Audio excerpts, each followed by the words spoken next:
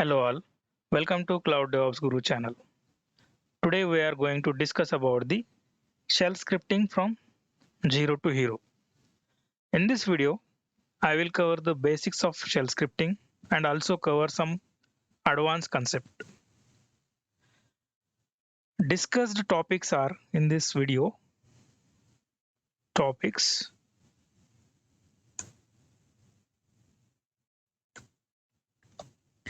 Basics of shell scripting.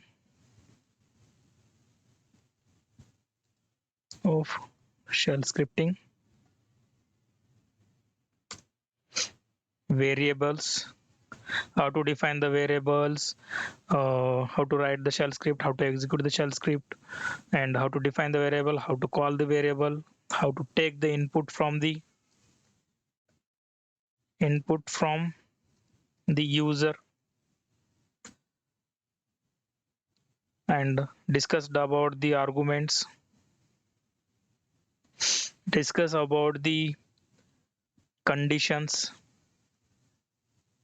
and loopings, and also discuss about the functions inside this video. If you watch complete video from starting to the end, you will get the complete idea how to write the shell script from the basics to the advanced. If you are the new on this channel, please do subscribe to my channel. If I am created any new video, you will get the notification for that new video. And please watch this video from starting to the end, because you will get the complete idea about the shell scripting.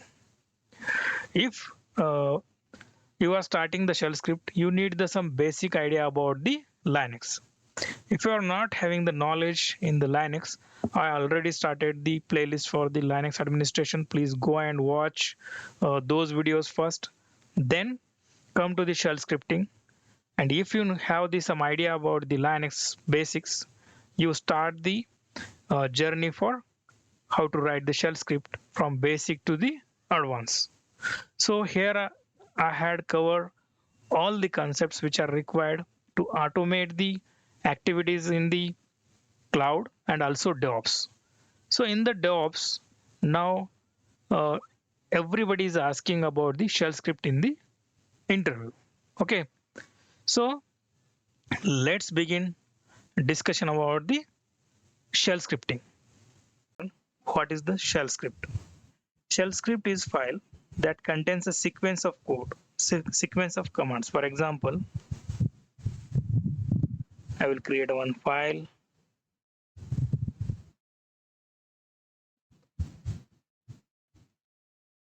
Shell script.md. Okay, shell script is nothing but the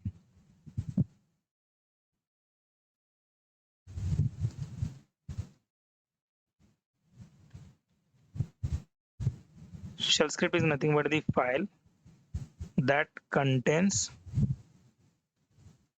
sequence of files, sequence of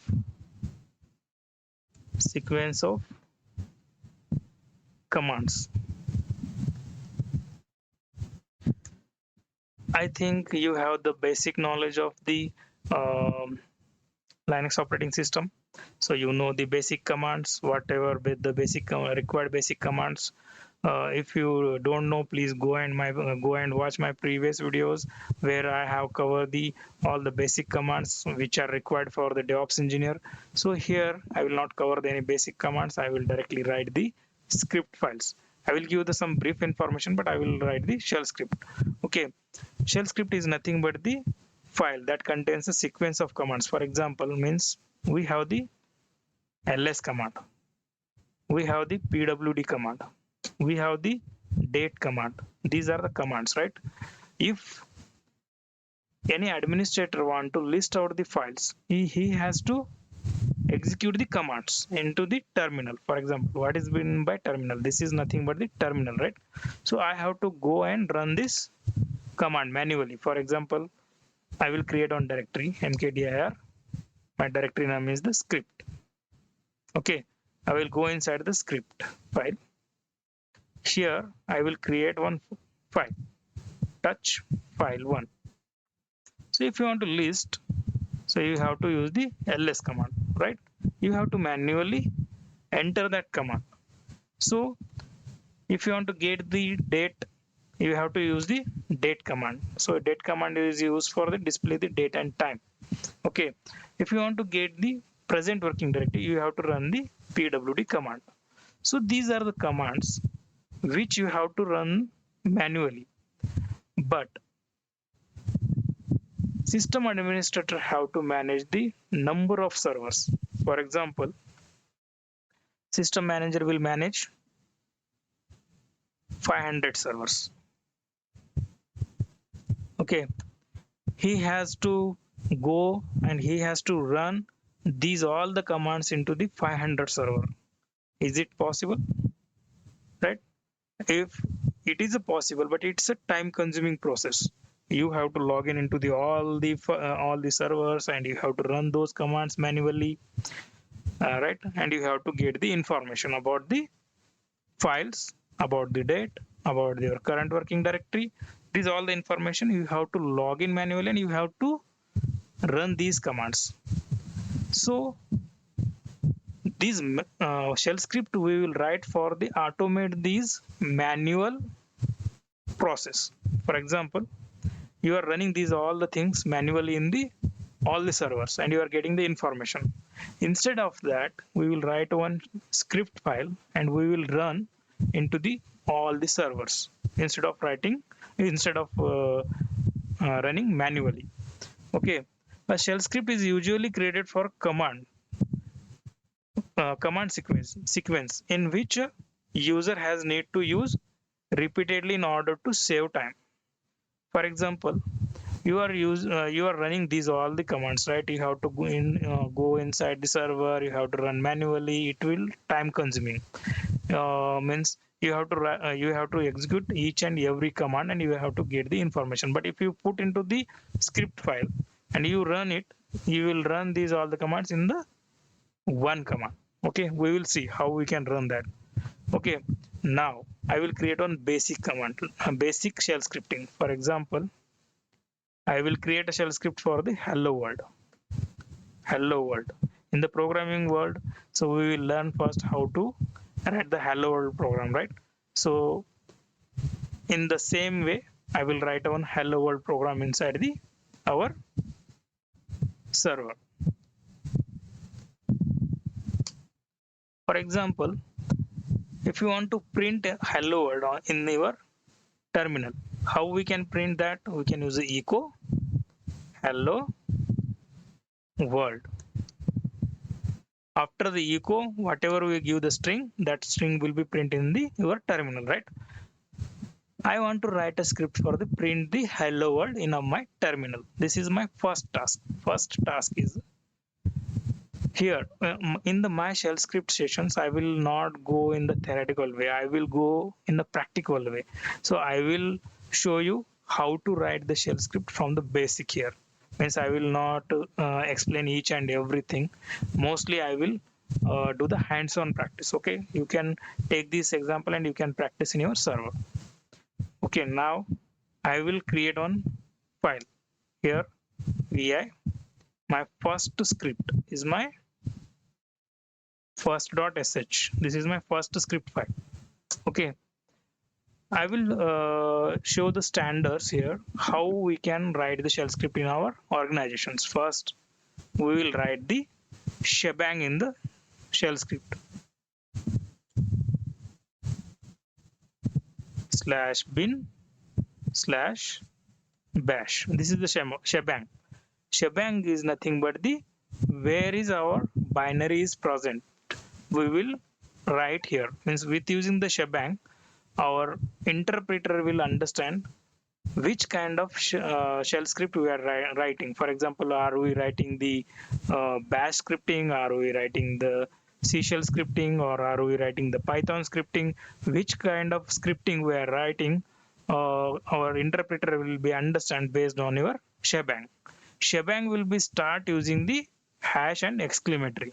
Okay, and This is nothing but the bin bash is nothing but the our binary location. For example, our bash command is present inside the bin bash. Those binary location will be here we mention. For example, this is the for bash scripting, right?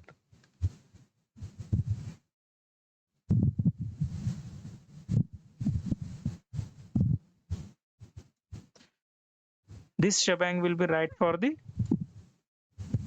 bash scripting. For example,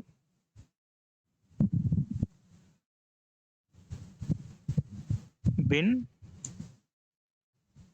bash. This is the for bash scripting. If you are writing the Python scripting, you have to use bin, for example, usr bin Python. Your Python is present inside this location. You have to write in this way. For example, you are writing the sh. You are using the sh shell bin slash sh. Means based on this shebang, your interpreter will be understand the which script you are writing. Okay. Now I will write my first script here. Vi. My script file name is the first.sh.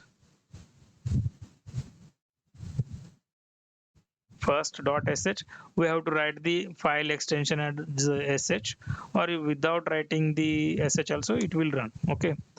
So here first I will write the shebang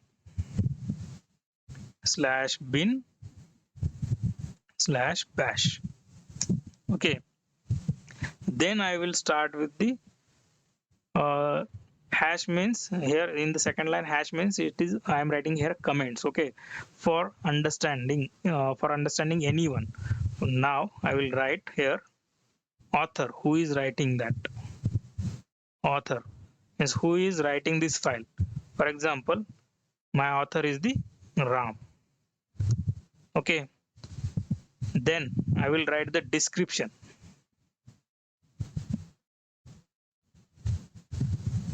Here I will write the description. What is the purpose of my shell scripting?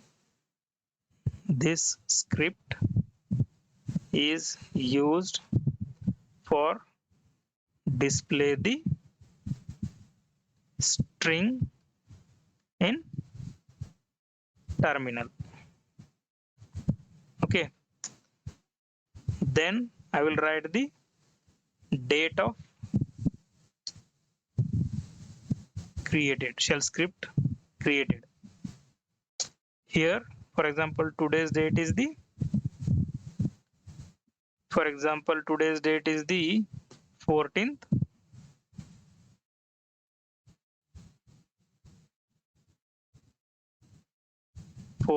10/2023. Okay, and here date of modified. For example, in future if you are modifying anything, so here if you return the date, so some means other person will be understand when it is modified. Means our script is created in on this date, and what is the modification date? This script when we modified. Today I am writing, because of that I am writing the same date here. If you are modifying any other date, so you can use the other date. Here see, anyone if see this script, he will understand when it is created and what is the purpose and who has written and which script he has written. So these are the basic information. When we writing the shell script in the organizations, these kind of standard will be followed. Okay, what is the my task here? I wanted to print the hello world. Now here my command is the echo and my string is the hello world, and save and exit.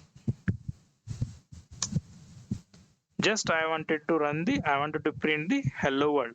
If I wanted to print in the terminal, I will run the echo hello world. Same command I had put into the shell script. Okay, script file. Now I want to run the script. ls. Okay, my first.sh has created. If you want to run that script, you can use the dot slash, then your script name, first dot sh. I'm running this, it will not run, but I wanted to show why it is not run. Okay, now you can see permission is denied.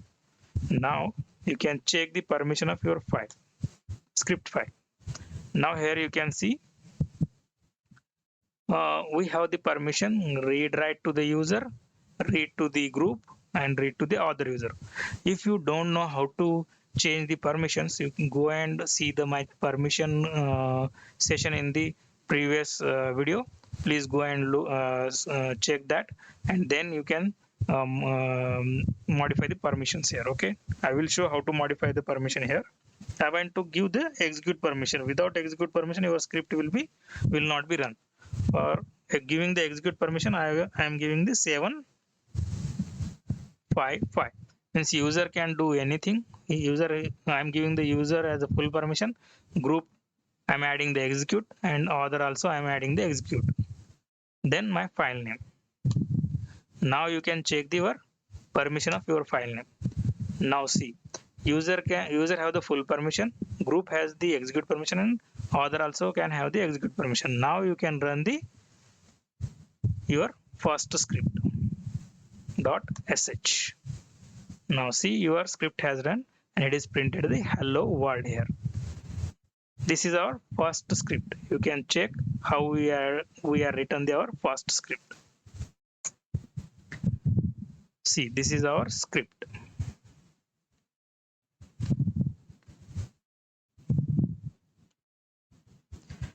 This is our script. Here means this is nothing but the shebang. Here I am giving the information who is writing and what is the purpose of this writing this shell script, and when we are creating our shell script, and when we are modifying our shell script, and our command. So now just I had created my first shell script file. Okay, inside that shell script I had run the just hello world in my terminal. Okay, now I want to create the shell script using some sequence of command. For example, I wanted to list first. First I want to confirm what is my present working directory. Then I wanted to list all the file. Okay, then I wanted to create some file like file 2, file 3.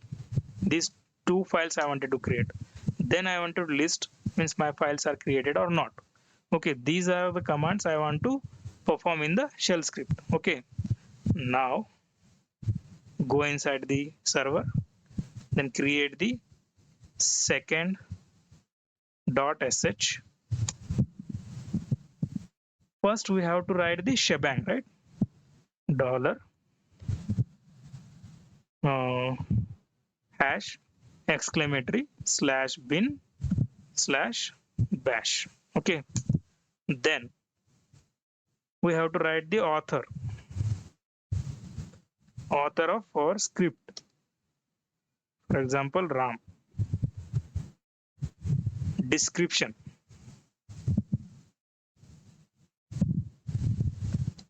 Writing basic script. You can give any description. What is the purpose of your scripting here? Then we will write the created date. So today is the 14th 10 2023, for example. Then we will write the modified date.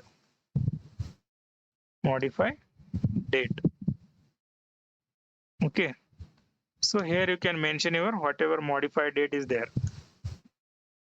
14 10 23.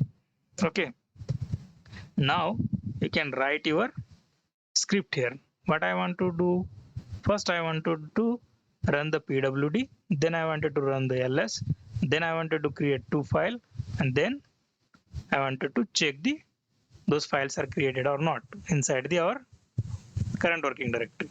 You can copy this and paste this into your script file. Then save and exit, save and exit. Okay, now check the permission of your file. We are not having the execute permission. Now you can give the permission to your file, shell script file 755. Now execute your shell script. Now here you can see your current working directory is the root slash script. Then you have these three files inside your current working directory. Then it is created the file. Then now you can see that listing the file means you are created new files, file 2 and file 3. In this way we can write the basic shell scripting. Today we will learn the what is the shell script, how we can write the hello world shell script, and how we can write the some basic scripting. What is the standard of writing the shell script in the organizations? I had shows in the brief way. So variables .md. Okay, today we will see the what is the variable, how to define the variable, and how to use the variable, and how these variables will help us to while working into the in real world. So that I will explain in this today's video. Okay, first, what is the variable?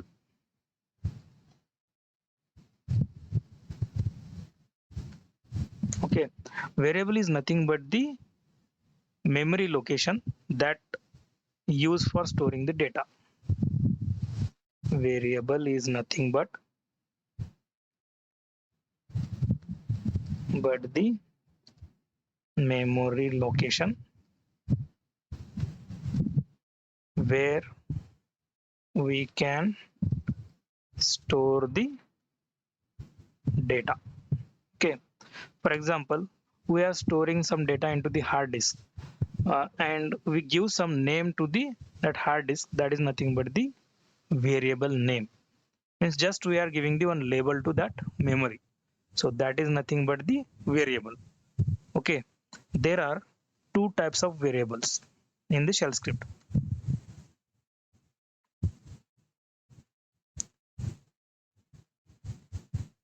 In shell script.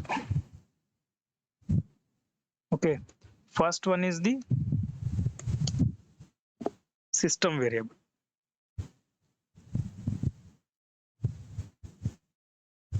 Second one is the user defined variable.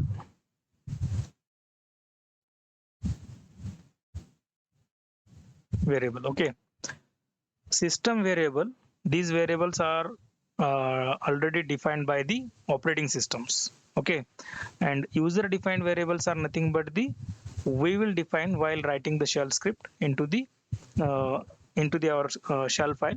That is called the user defined variable. There are two types. First one is the system variable and second one is the user defined variable. System variables defined by the system variables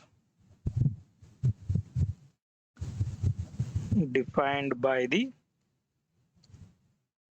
OS. Okay, and we will define the user defined variable. Define the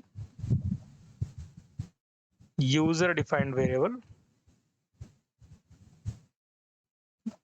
while writing the shell script or in terminal.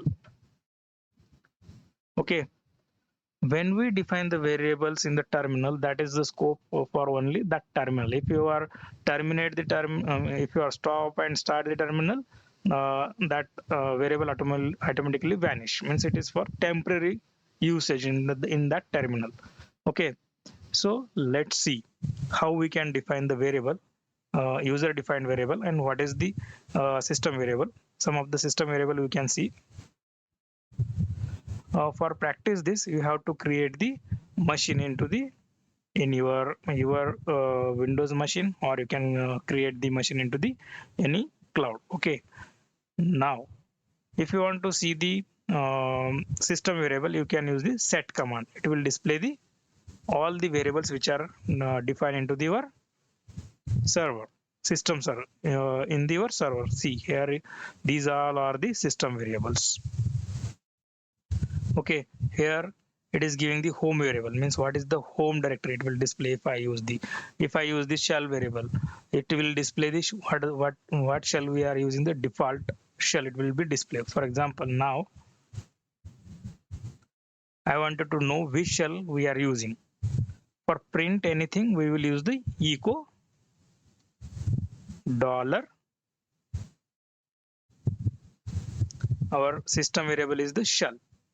This is the system defined variable. So it will give on the output as a bin bash. Our whatever we are using the in the terminal, that is the bash shell.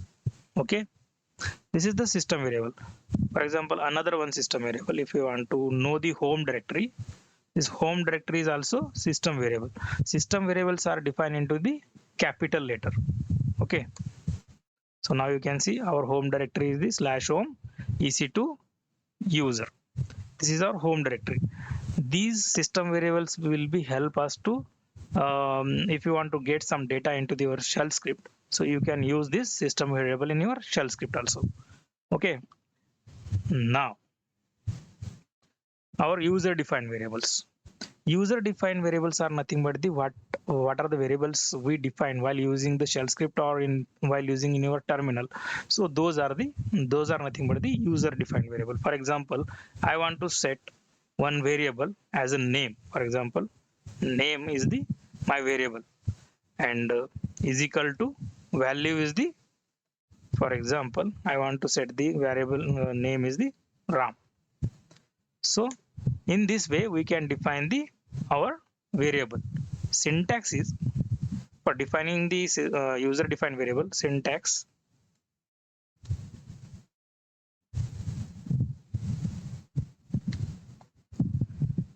variable name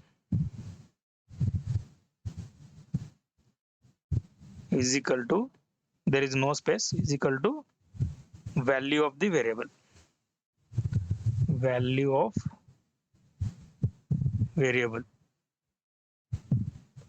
Just I had defined the variable, right? Variable name, what is the variable name?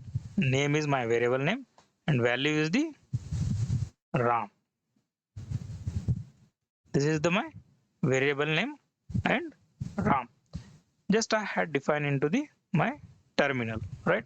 Now I want to display the value of my variable, means I want to use that variable. If you want to use that variable, for example, I want to display the value of my variable, I will use the echo dollar my variable name. Using the dollar, you can access your variable. Okay, for use your variable, you can use the dollar symbol and your variable name. For example, my variable name is the name, right? This is the, in this way you can access your variable into the anywhere, like you can access in your terminal and you can access in your shell script. Okay, in this way you can access it and define the variable.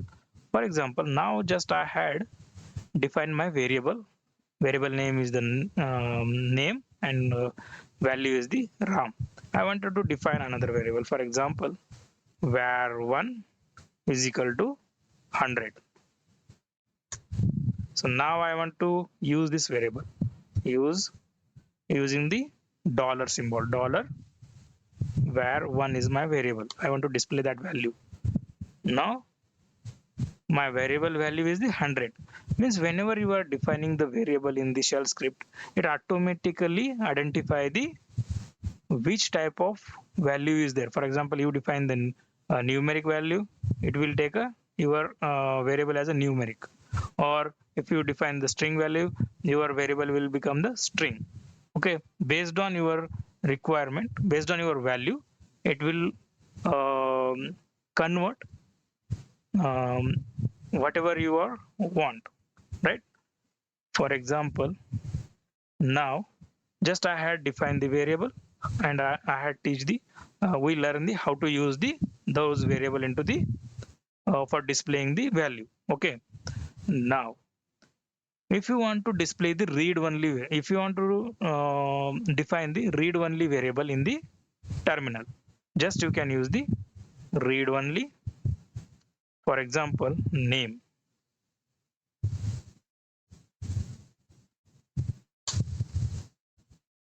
So now I wanted to see the value of name, echo dollar name. So this is the read only. If you are not, for example, I had defined the var 100, right?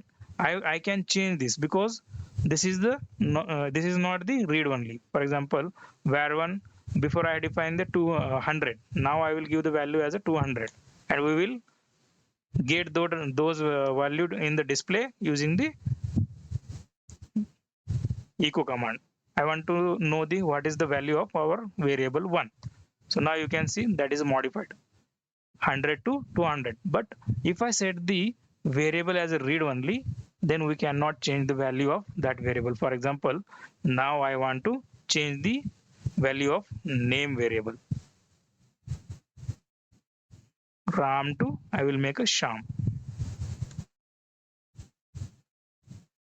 So now you can see the here it is displaying the error, means this is the variable is a read only. If you set the read only, you cannot change the any value of that variable in the shell script or in the terminal also.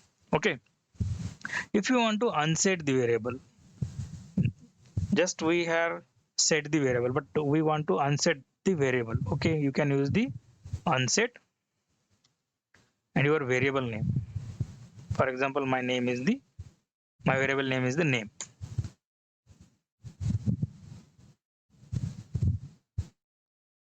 Oh, here you can use the your variable, for example variable 1. We cannot unset the read only variable. So if you are having the normal variable, then you can unset the value of your normal variables. Now we will see the what is the value of our var1 dollar var1. Now you can see there is no value for the variable 1. In this way you can unset the variable. Okay, just we had executed these all the commands into the terminal for understanding purpose. Now we will write the basic shell script for variable with values. Okay, clear vi ls. I will create one script directory. Go inside the script directory. Okay, I am creating the first file .sh is the extension. Just in the previous session we learned why how we can create the file. So if you didn't watch that video, please go and watch that video. Okay, press I. Now we will start our writing our shell scripting. Okay, shell script will begin with the Shebang. What is the use of Shebang? In the previous session I had explained. Please go and watch that video. /bin/bash, right? Then we will write the, this is nothing but the comment. If you given the hash, it will not execute, it will only your understanding purpose. Okay, author is the, my shell script author is the Ram. Okay, then we will write the description.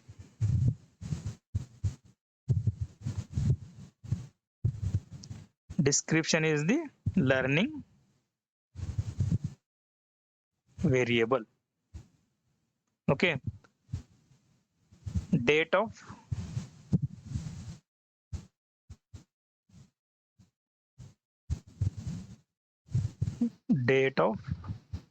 creation. Today's date is the 4th. 15 15 10 2023.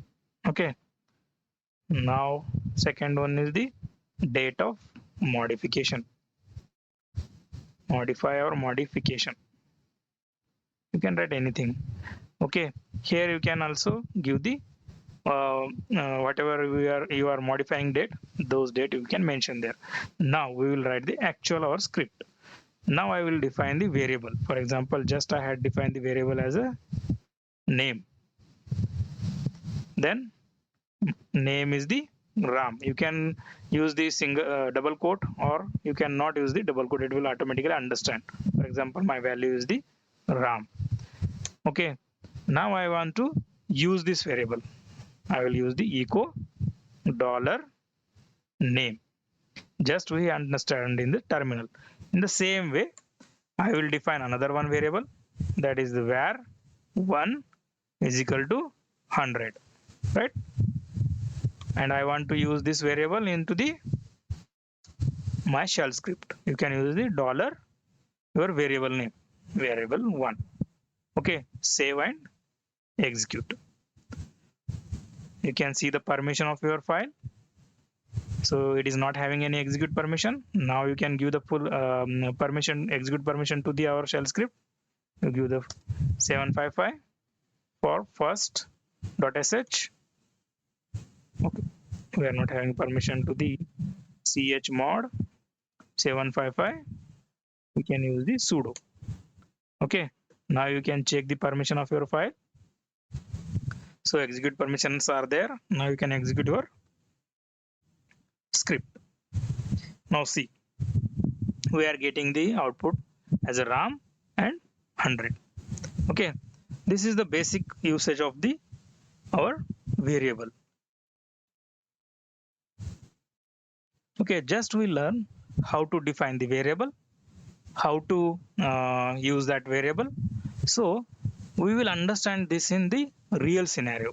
Okay, whenever you get the some work from your manager, for example, you get the task like you have to install the web server into the Red Hat. Your task is the install the web server in Red Hat machine. This is your task, and you wanted to automate that because your manager said you can install the web server into the 100 server. So you cannot go into the 100 server and you can execute each and every command and set up the your web server, right? For that you have to write some automated script. You can write the shell script, you can write the Ansible script, you can write anything, but you have to write the script and execute those script into the those server. Okay, so now you get the task like install the web server in Red Hat machine. First of all, you have to know the manual commands. For automate anything in the real world, you have to know the manual command. If you know manual command, then only you can automate the your task. For example, now I have the task is the installing the web server. Okay, in the Red Hat we have the web server package name is the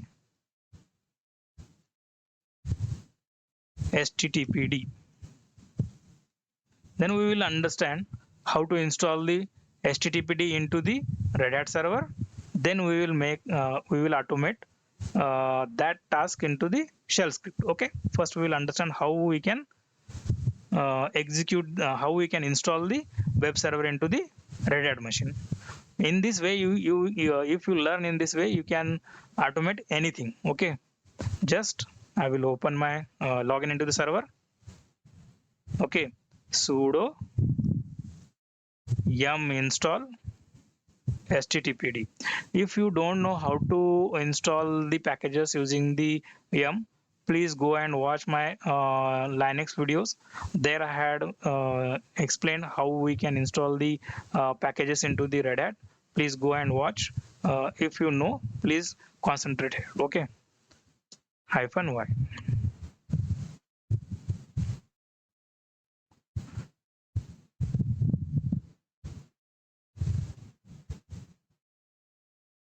will take us some time to install the package. It's install the package. Now systemctl will check the status our package name. So it is in disabled state, so we have to enable this one. Systemctl enable. We will enable this for this any service, because whenever our system restarts, it automatically start when our system is boot. Okay, so httpd, oh sorry, we have to use the sudo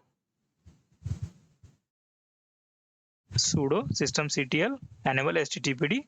Now you have to start your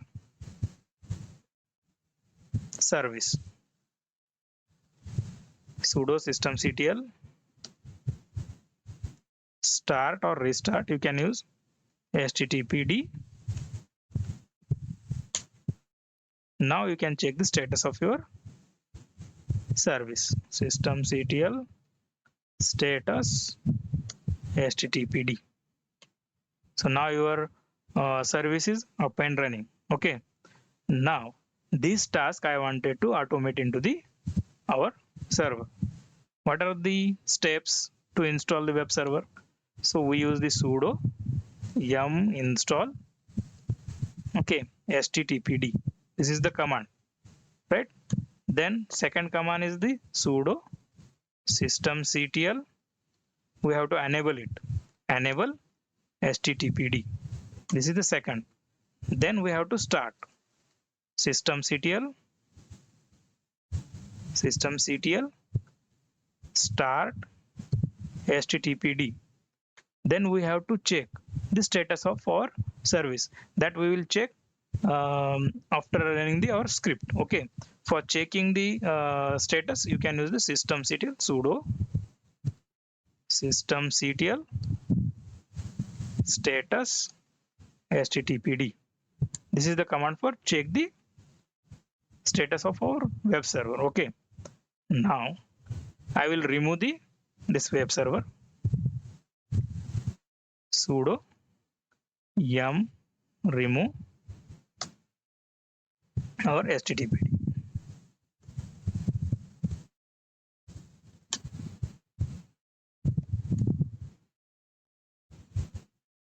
Just I had removed the package. Now I will write the shell script for the install the httpd, enable the service and start the service. Okay, now I will write the script for it. vi web underscore server is my file name .sh. Okay, you can start with the Shebang.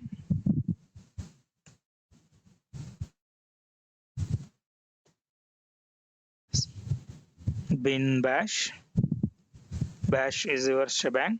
Then you can write the author,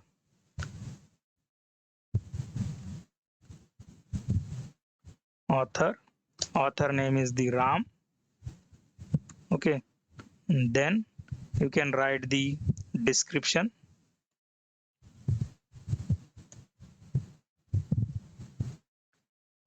Okay, this is for install the httpd package. Okay, now date of creation. Today's date is the 15/10/23. Okay, date of modified. If you are modifying your script, you can mention here.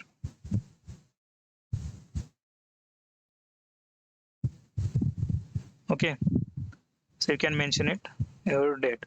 Now we will write our script file. What are the steps? You can copy it and paste it here. These are the steps, your steps.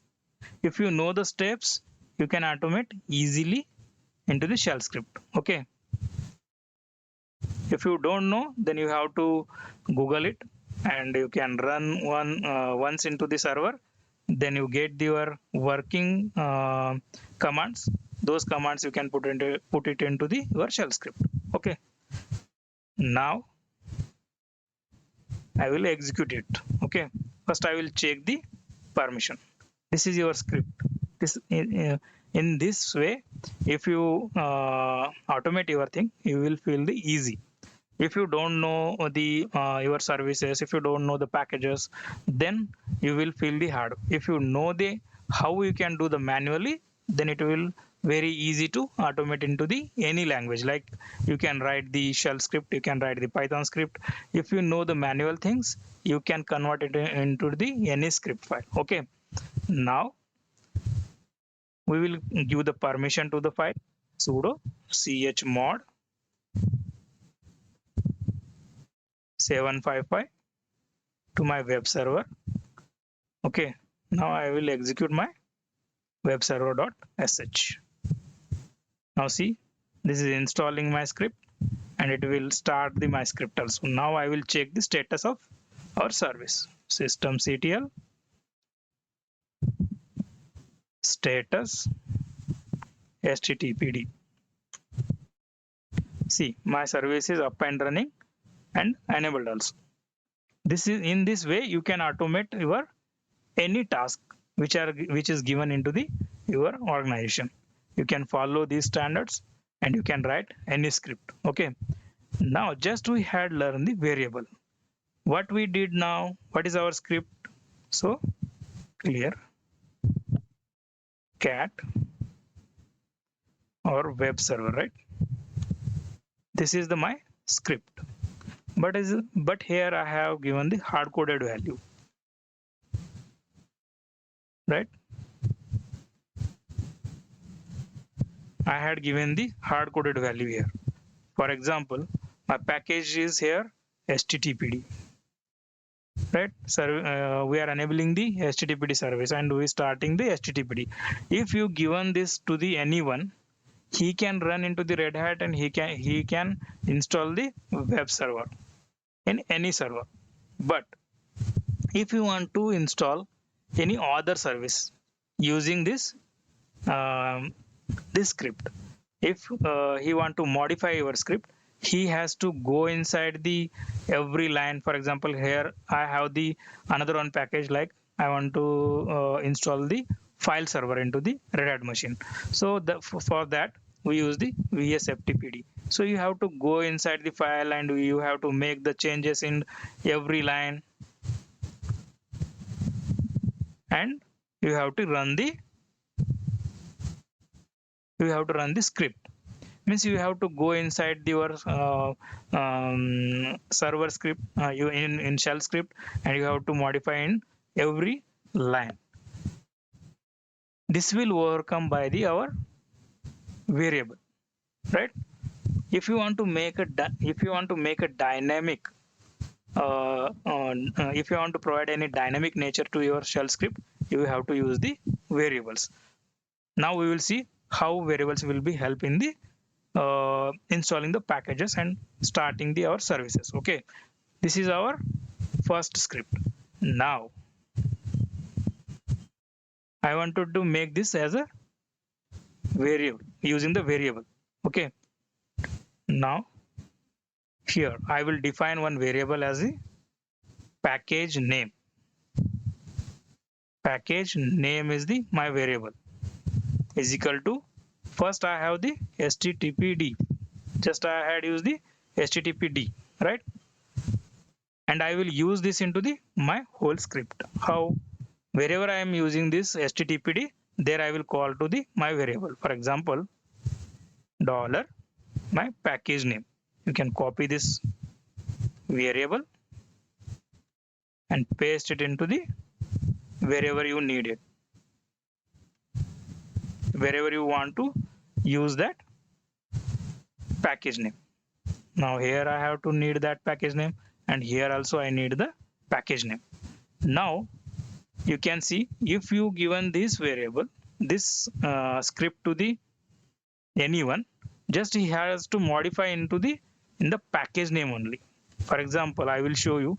I will use this one once and I will show you how to modify for the other services also. VI web server with variable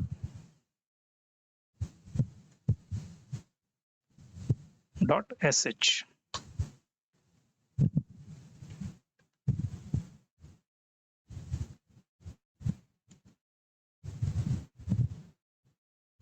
Save and exit. Okay, give the permission chmod sudo chmod 755 web server. Now execute your shell script. So it is already installed. Because of that, it is not doing anything. Nothing to do. It is giving the message, nothing to do. Now I want to use this script for installing the VSFTPD. VSFTPD package is for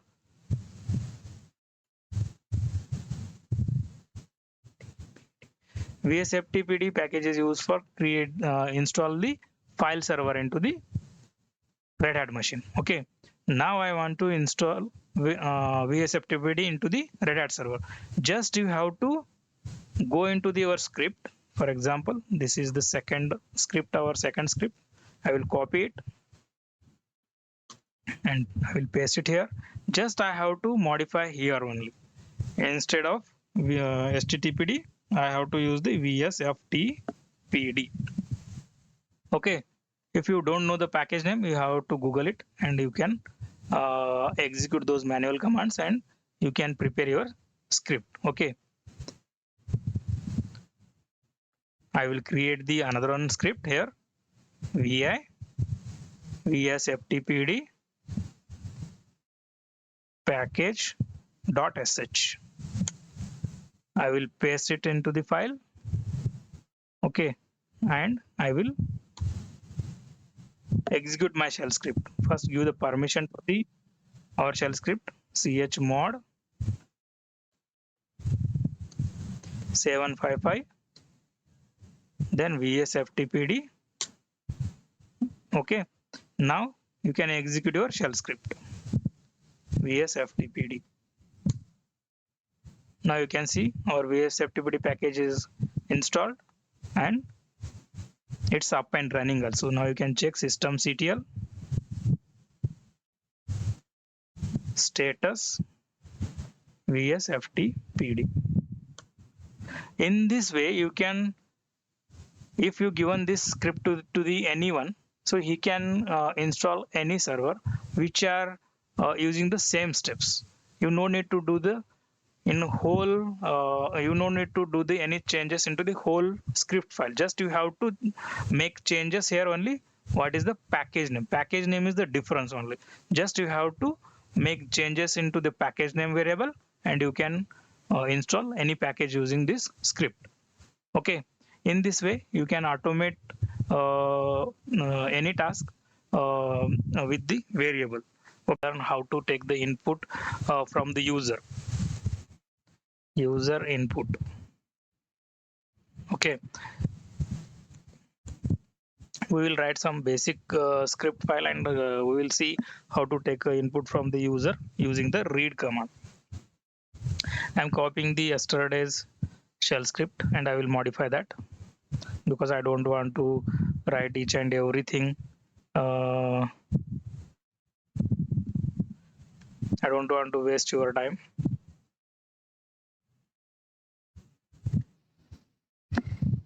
Okay, these are the here everything is the same. Our shell script will start from the Shebang. We write the author, we write the description, we write the date. So today's date is the today's date is the 19th 10/23. So date of modification also same. Today we are modifying this one. Okay, so now we'll modify for the take the input from the user. Today we will learn on basic, for example echo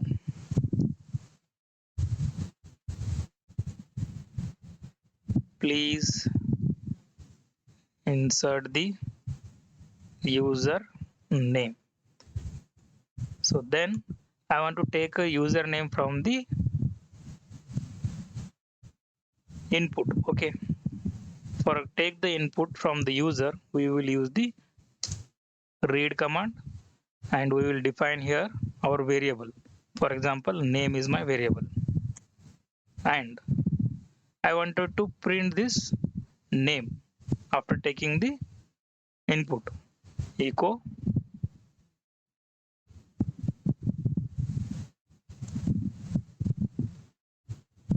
welcome to our shell script practice.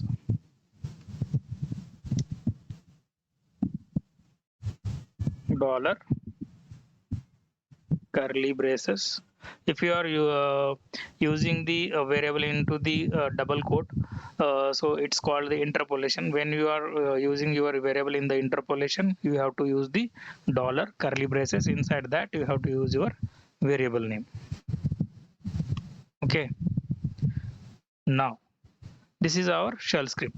So here we are taking we are asking the input from the user, and that is we are storing in the name variable, and those name variable will be printing into the terminal. So we will execute this,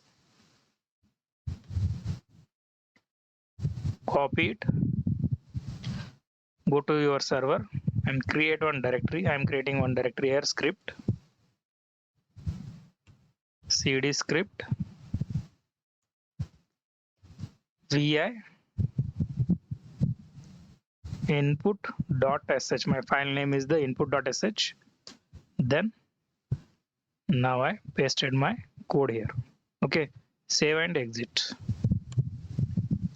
I had created my shell script. I will give the permission here, chmod a plus x. I am giving the execute permission to the all the user, means owner, group and other users.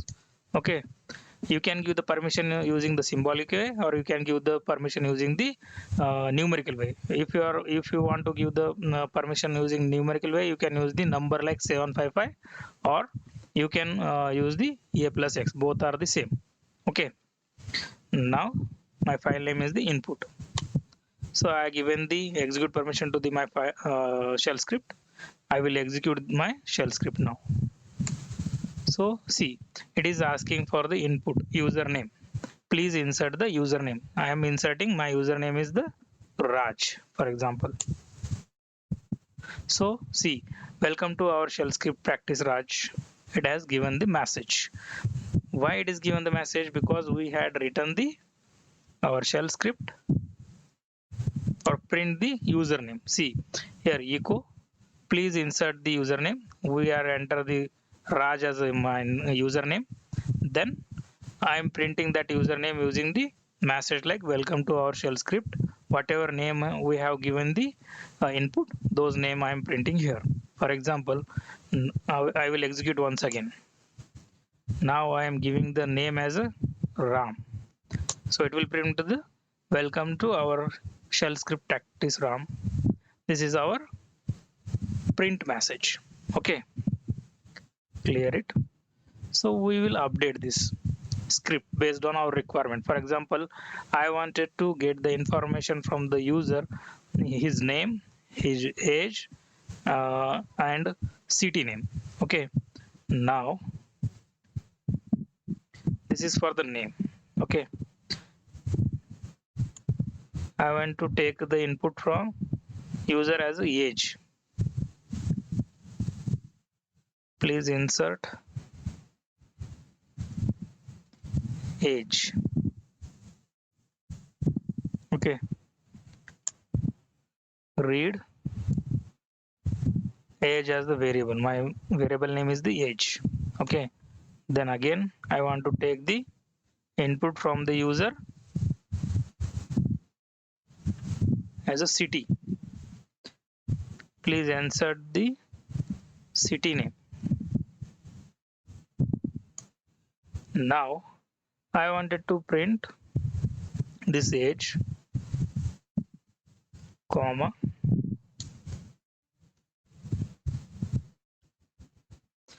dollar, curly braces. I want to print the name and is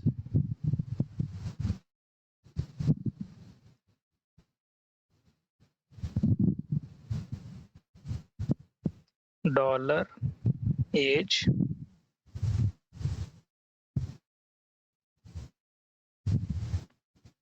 then city name, dollar,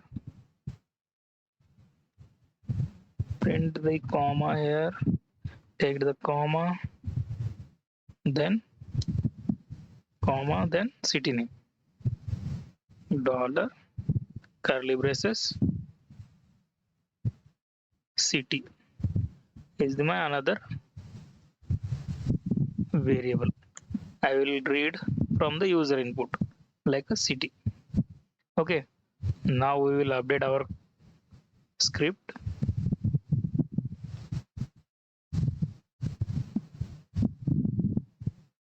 ls, I will remove my existing script, or you can directly remove from your file and you can create. For example, I will remove the script from file and I will paste it my code.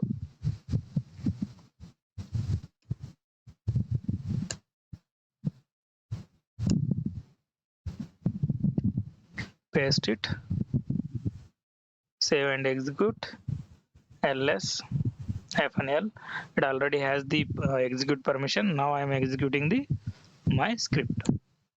First it is asking the name. For example, my name is Raj. It is asking the age 30, city HYD. Now you can see, welcome to our shell script practice, Raj 30, Hyderabad.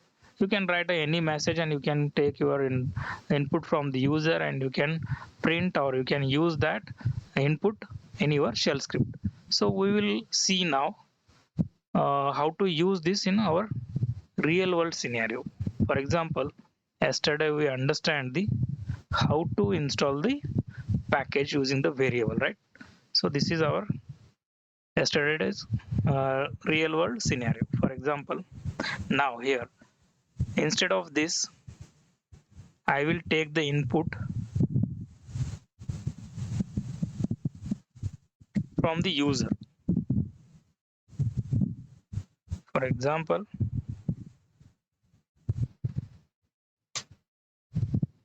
echo,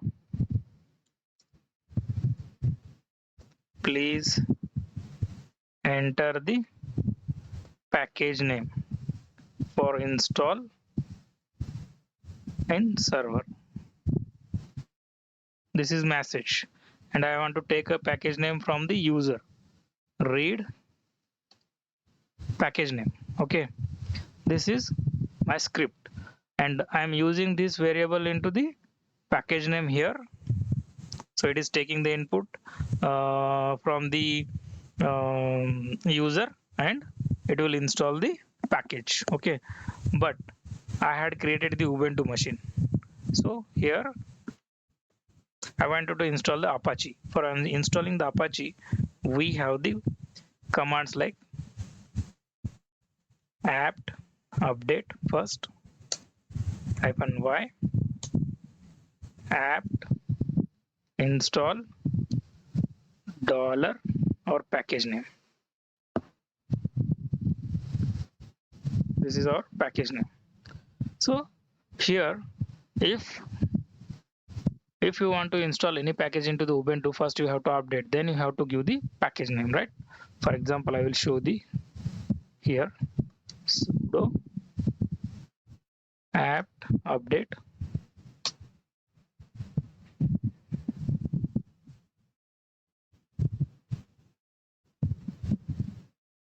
so now I want to install apt install Apache 2.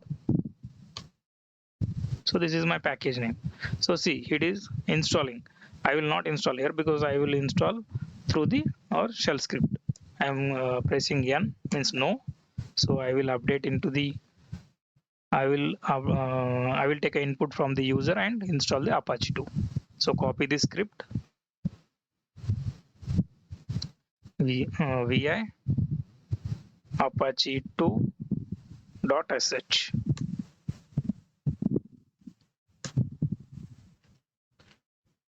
paste it, save and exit. Now execute our, first of all check the permission. Here we are not having the execute permission to the Apache 2 file.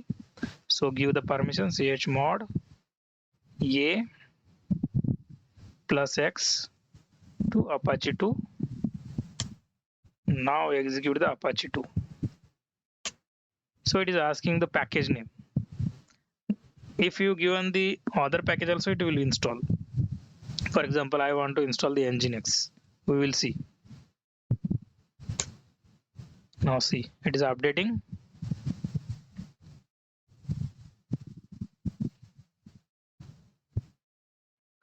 So it is asking why, yes or no. So if you want to overcome this in your script, you have to give the -y here. It will disable the yes or no question. Okay, save and execute. Apache 2. So it is asking the package name. I'm giving the package name as Nginx. It is updating our package repository and it will install the Nginx. Now see, it is started, it is installing the Nginx.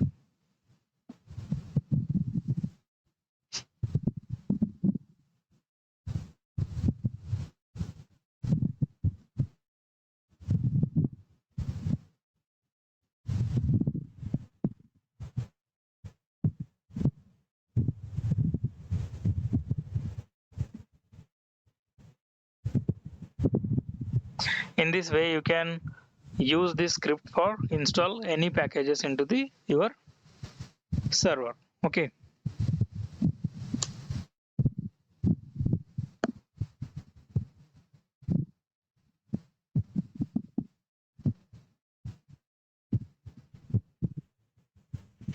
It's installed now. Now I will use this script for installing the tree package. For example, package name is the tree. Now you can see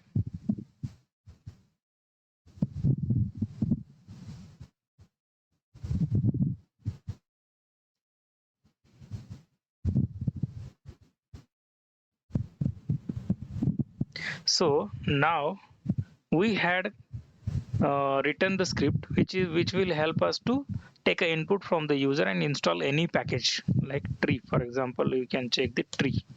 So our command is the present. So you can use this script for install any package into the in Ubuntu system. Okay. Now here it is asking, and we are writing here 2 lines for the for print the message, and then we are reading the package name. Instead of this, you can use the prompt here in the same line and you can read the input from the user also. For example, now I will remove this.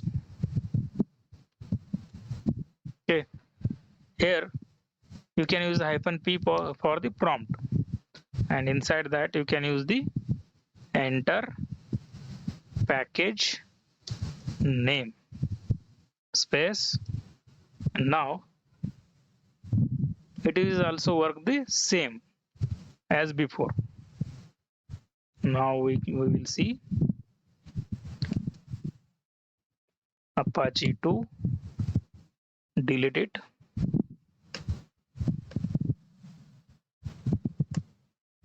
paste it, save and exit. Now you can run the our script. See, Here it is asking and taking input in the same line. If you want to get the input in the same line, so if you are using the echo, it is taking the input below the line. If you want to take the input in the same line, so you can use the -p with read command. Okay, now I will be give the tree as my package name. It is already installed. It will show the message as already installed.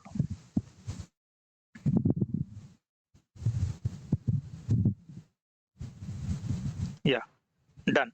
With this way, you can install the package from the user input. Now we will understand another one scenario.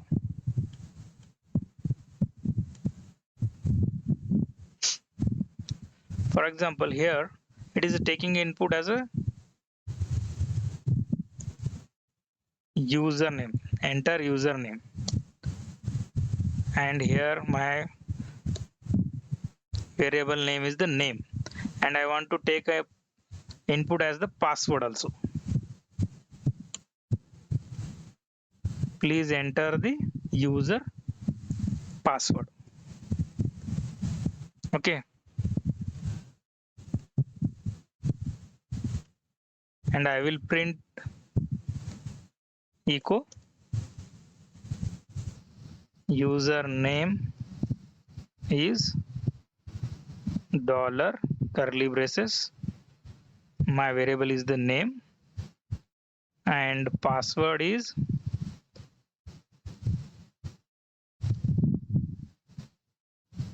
dollar curly braces. For example, here I have given my variable as a password pswd.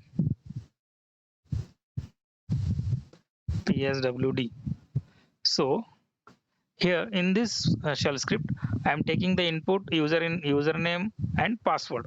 So we will see what is the use of this script.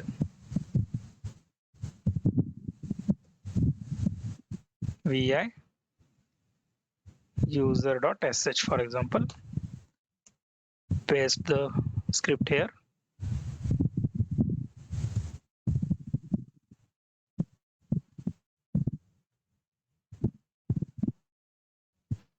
Save and exit. ls, change the permission chmod a plus x, and our script name is the user. Now execute it. Please enter the username. For example, my username is the Raj. Password is the 12345. See, here password is displaying. So it is the drawback, right? When we enter the any password, it will not display in the prompt. So, but when I am taking the user input as a password, it is displaying. So it is the drawback of the user input. So if we want to take that in silent mode, how we can take that, we will see in this next example. For example, here we are taking the prompt and also we are taking the password, username and password, but it is displaying the password. I don't want to display that, so you can use the yes. Yes means silent mode. So now I will update in our script also. Vi user.sh. Just you can use the hyphen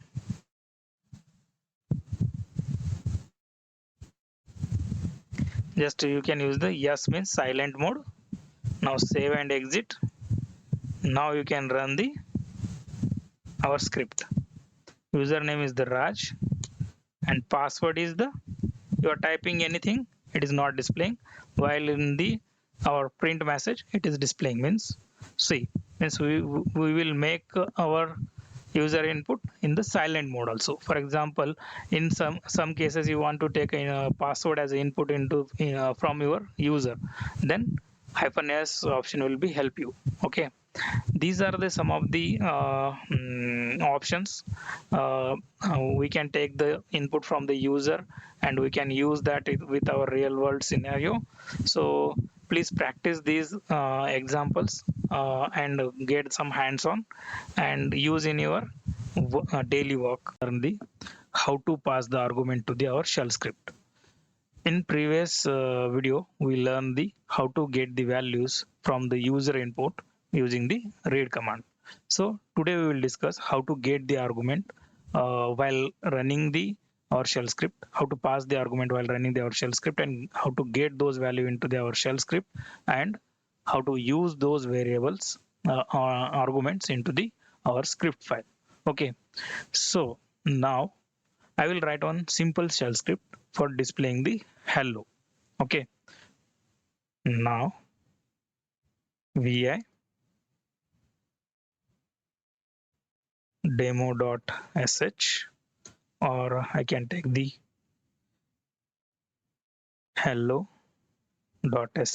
is my script name.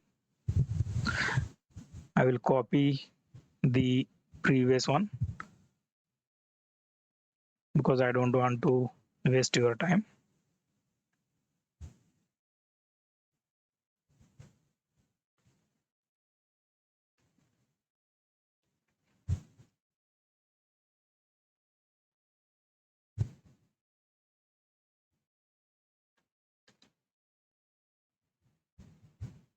Paste it here. So I am writing the script for display hello message. Okay. Today's date is the 24th and modification date also same. If you are having any different date, you can pass it here while you are practicing. Okay. My aim is to print only hello in the command line. So for printing, I will use the echo command, and message is the hello world. I will take two arguments here. Okay. I will print hello world. Right. So this is my script, simple script. So I will copy this, paste it into the hello file, and I will execute this script. Give the permission to my file hello.sh, execute permission.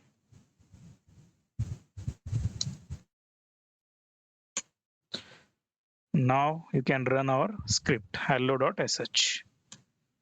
Now you can see it is print the hello world, right? So I had written the script for printing the hello world message into our command line prompt. But this is the hard coded value. Whenever you run this script, it will run only hello world.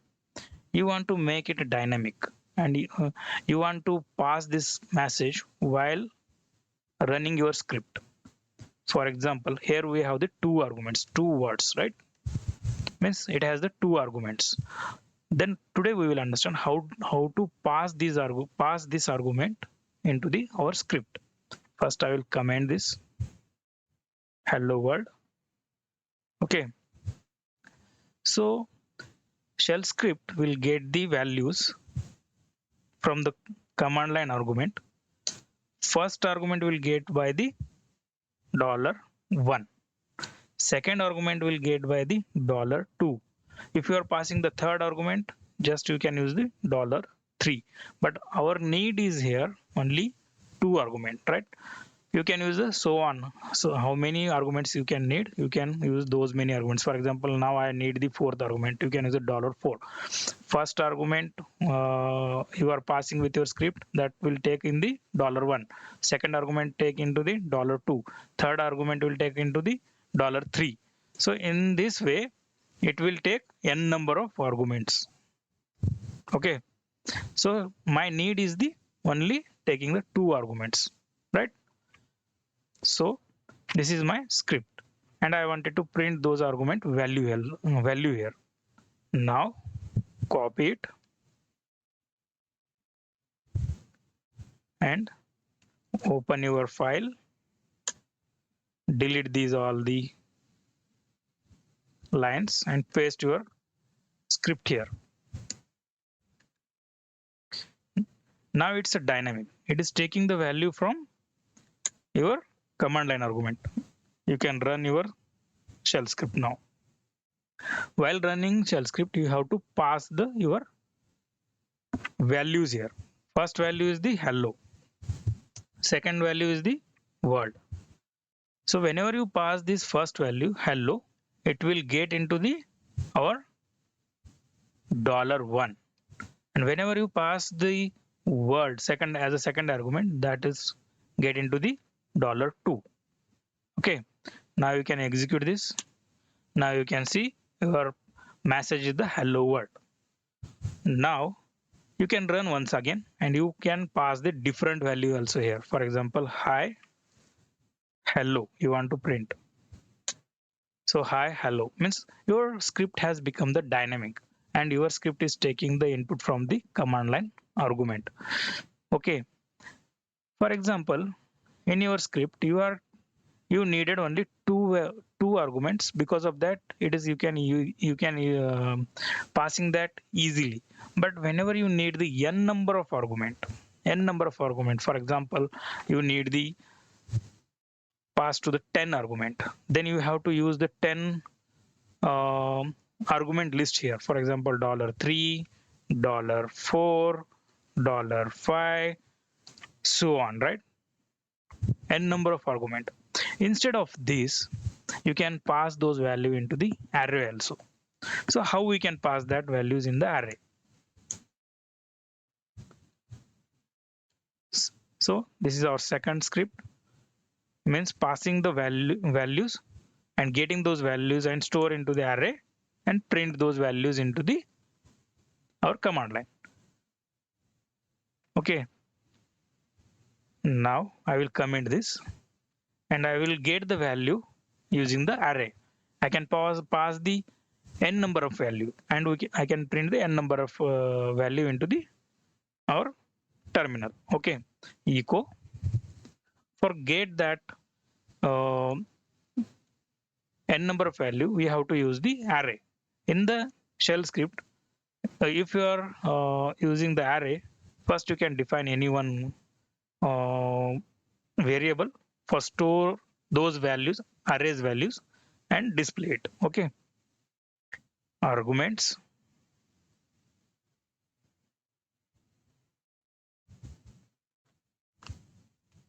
is equal to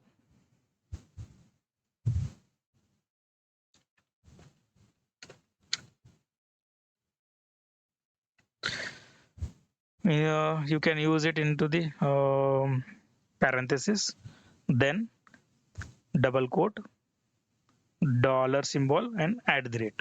So it is the symbol of the array in the shell script.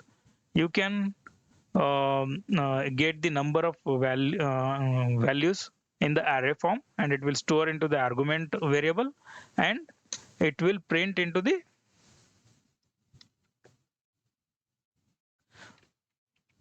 terminal. If you want to print into the terminal, for example, first we will understand how to get that in how to use those values into your script for while printing. For example, echo. Okay, I wanted to print only two arguments. So for using this argument, you can use the curly brace dollar curly braces. Inside that curly braces, you have to use your variable name. Args is our variable name, right? Then which index you want to print. For example, array will store in the indexes. For example, first index start from the 0. Whenever you store the value, when any value in the array, so it will divide in the indexes, first value, second value, third value, but array index will be start from the 0. If you pass first value, that will be stored in the index as a 0. Then if you want to print the second value, then you can use the same.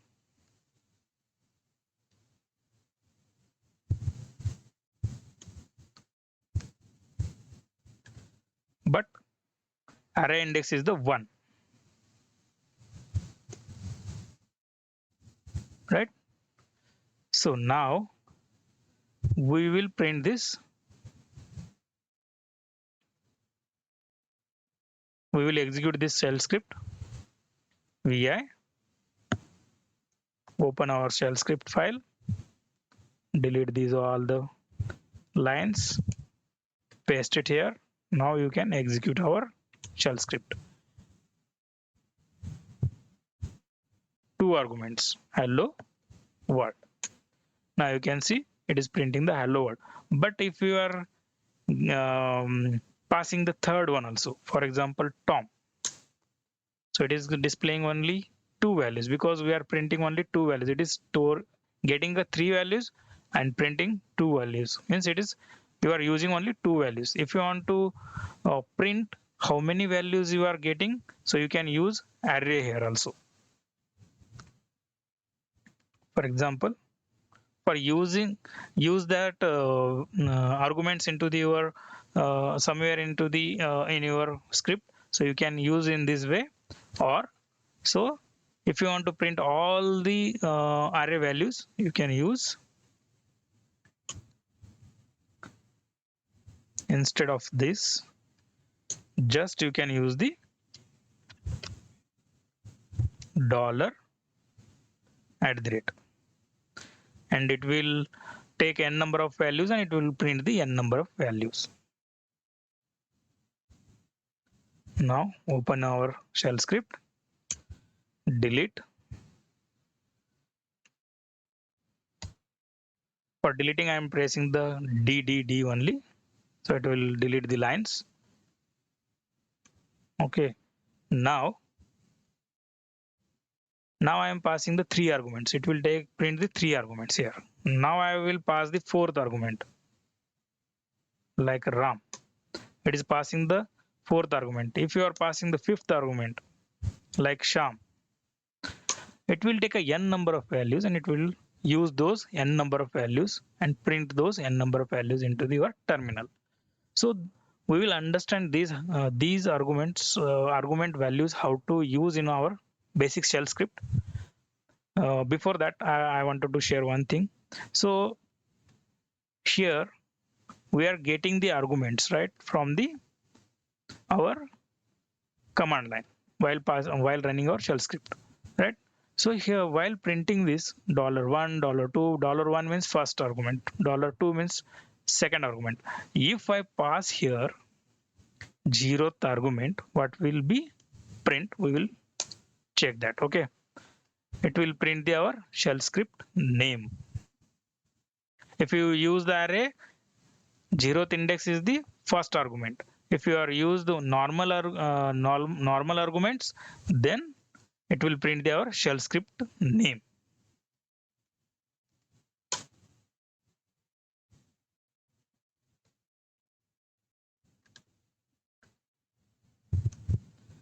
Right now, hello world I'm passing here, so it will print our script name hello.sh. 0th argument is nothing but our script name, and first argument is the hello, second argument is the world, right? So this is the example. We understand how to pass the argument to our shell script. Now we will understand how to use that in our basic scenario. For example, I will write one simple script for install the multiple packages into the Ubuntu machine. Okay, copy this.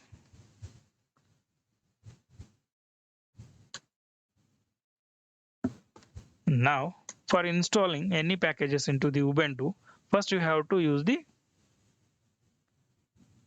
sudo apt update -y, right?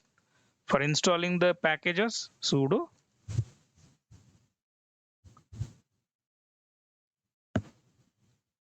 apt install or package name. First we will get first $1 package, and second, in the second line we will use the install $2. Here we are running the 2 times our script, right? 2 packages we are installing here. Instead of writing in the multiple line, you can use that here also. Comment this and use -y for disable the asking the questions. Now we will run this shell script in the our server. Vi, our shell script name is the install.sh. Paste it here. Give the permission to our shell script a plus x install.sh. Now you can run our script for install the packages. For example, I want to install the git and second command is the tree. So I want to install two packages. One is the git and second is the tree. Now you can see our script is working fine. In this way, you can use the arguments in your shell script.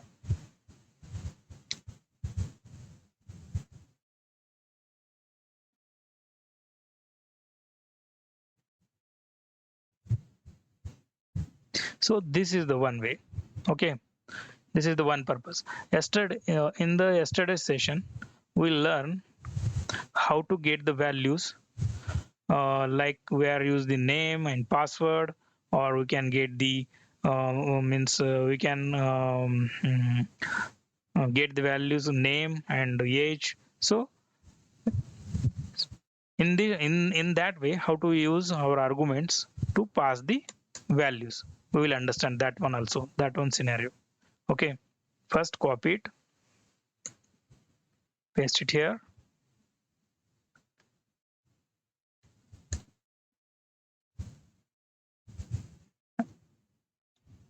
Name is my variable is equal to, I am getting that name from the first argument. Second is the age is my variable. I'm getting age from the second variable. And I wanted to print this message echo.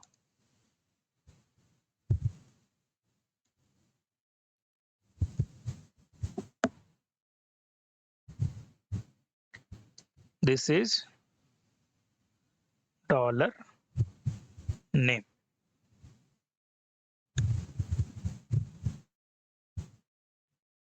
Second,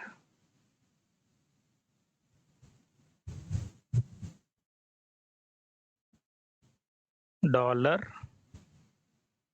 name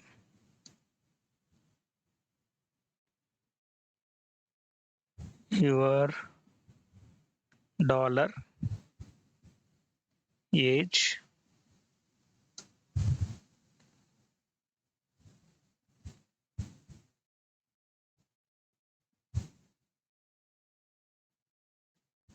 you are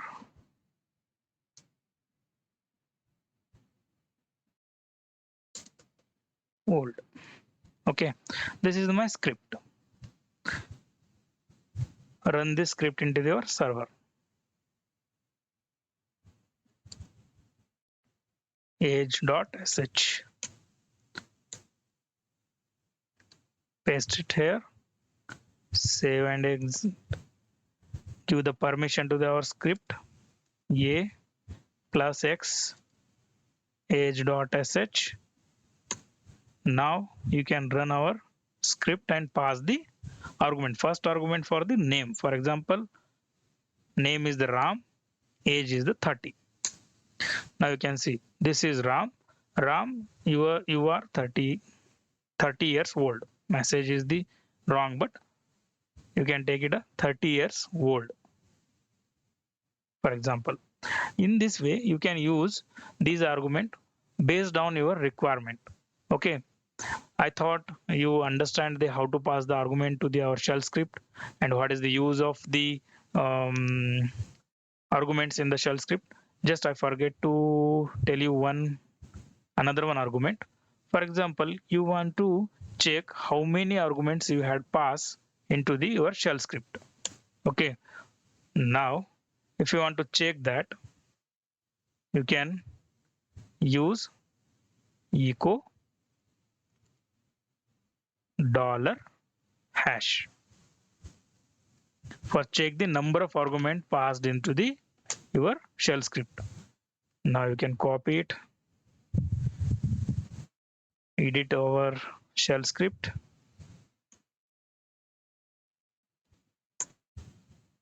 paste it here, run our shell script. See, we are passing the two arguments in our shell script. So I thought I share the most of the things in the our this session, so you can understand these basics and you can use these basics into your shell script while you are working in the real world. So discuss about the conditional statement in the shell script. Conditional statements is used for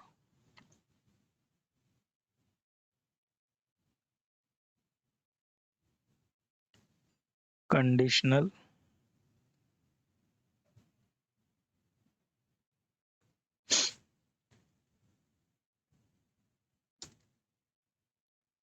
statement is used for evaluate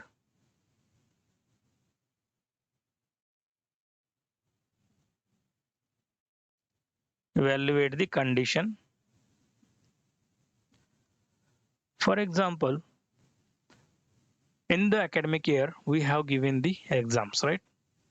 If you got the 35 marks in the subject, then only you can pass that subject, otherwise you can fail the subject. In that real world scenario, how we can use the if else statement in the shell script for evaluate those conditions? Let's see that using the example in the shell script. So first we will understand what is the syntax of the if and if else. Okay, first we will see the syntax of the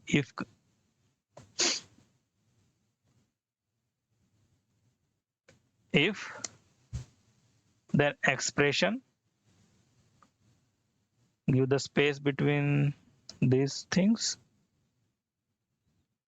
then statement, then close the if condition, right?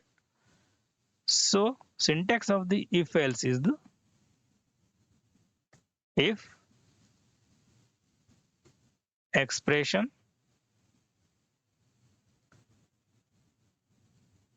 you can use the exp or complete expression, that's your wish, then statement, else, then the statement, then close the if condition, right? These are the syntax for the if and if else conditions. So let's see the how we can use the if and if else statement in the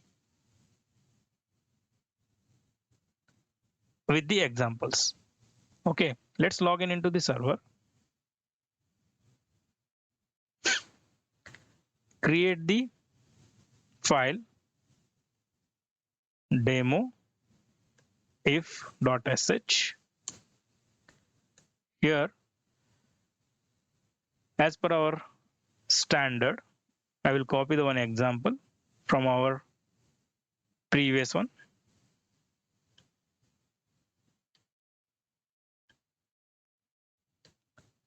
Copy it.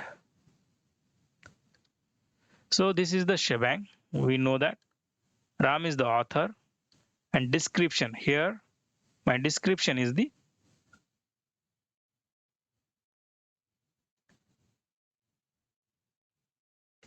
if else statement.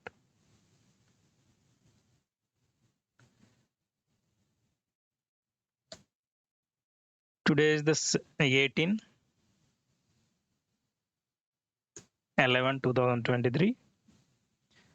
Same date is the modification date.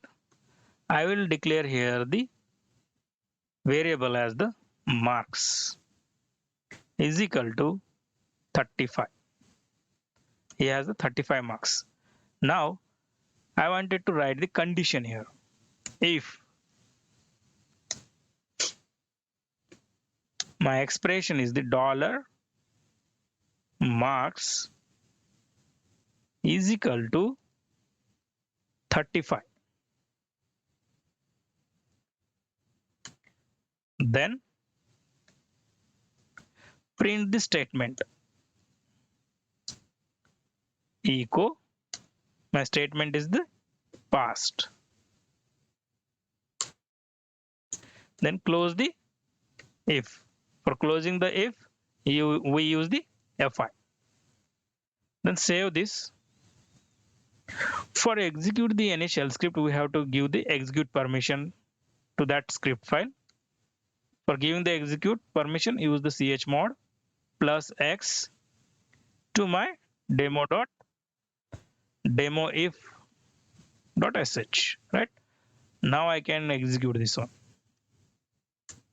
Now you can see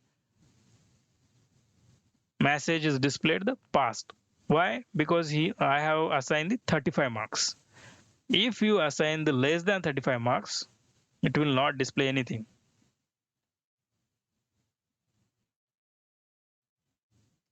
Demo underscore if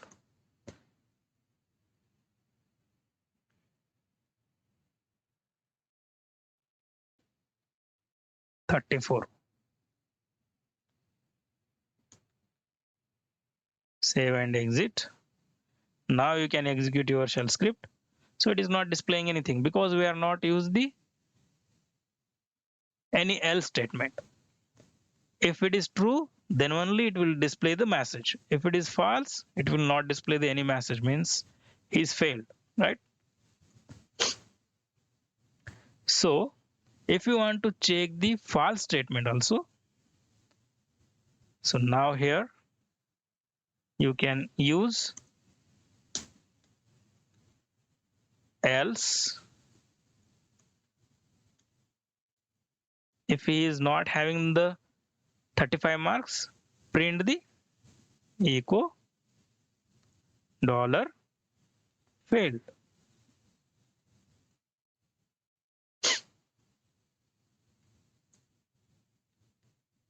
Now execute your shell script.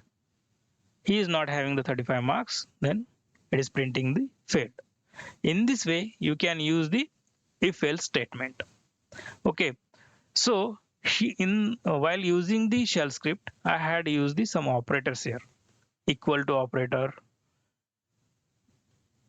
not equal to operator, some operators, useful operators in the shell script. First, we will understand those useful operators in the script. Okay, operators.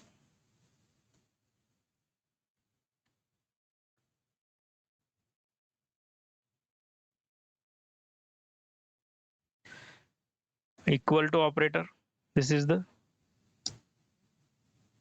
equal to. If you want to specify the not equal to, you can use the not equal to.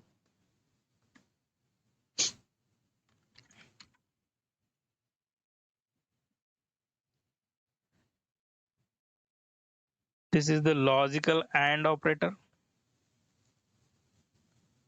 Logical and operator. Hyphen EQ. This is the equality operator. Equality check. Hyphen any. Inequality check.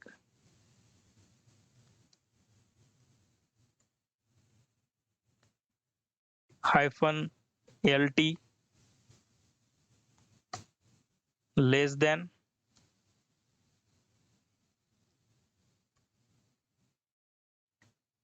Hyphen LE.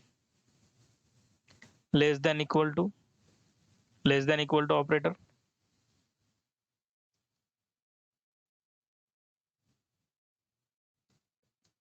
less than equal to operator, hyphen gt greater than operator,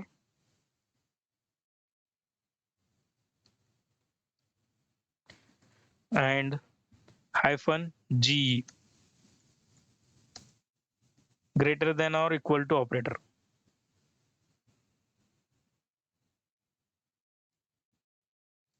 Or equal to operator. These are some of the useful operators while writing the conditions. Okay, just we had seen the example for equal to. If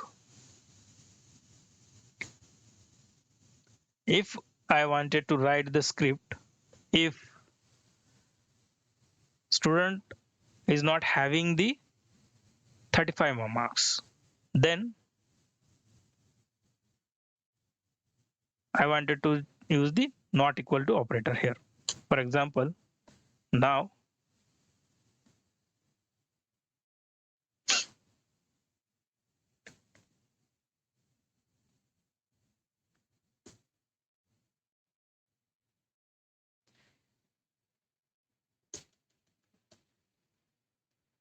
failed. If he is not having not equal to 35, then you can display the failed.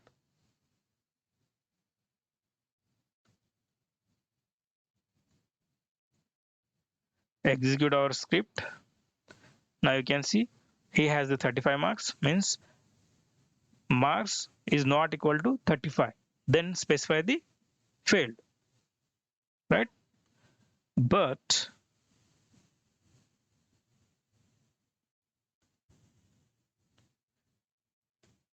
we will check with this condition.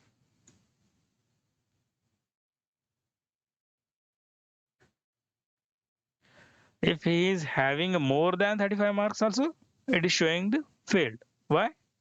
Because we just specify there, if marks is not equal to 35, then print the failed, right? He has more than 35, but it is giving the fail. In this case,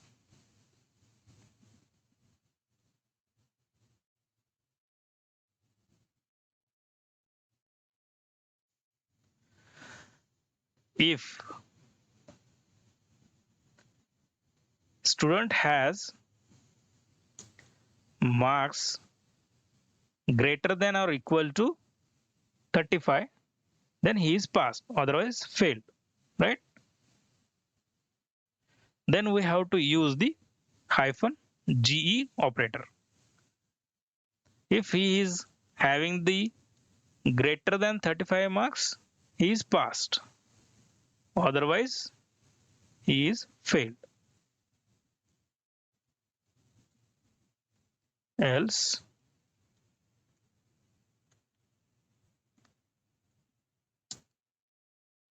echo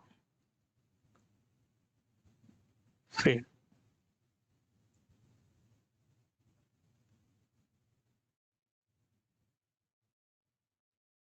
Now you can see 54 marks means he is passed.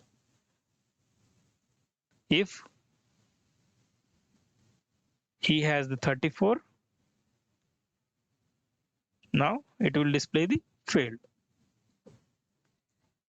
So in this way you can use the operators. So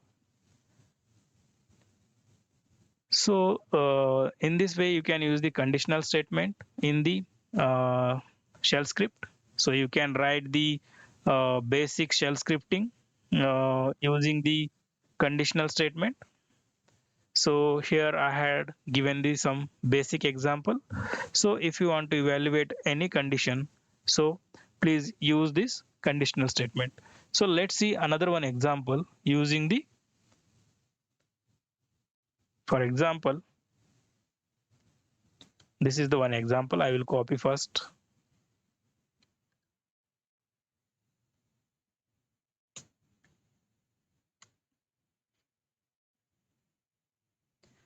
So vi demo if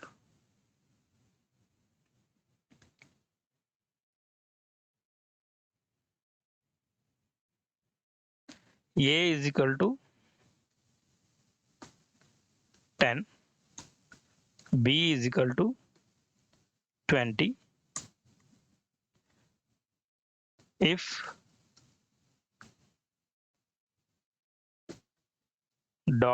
$A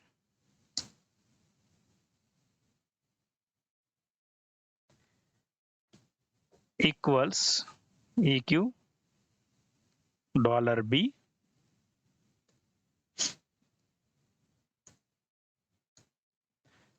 then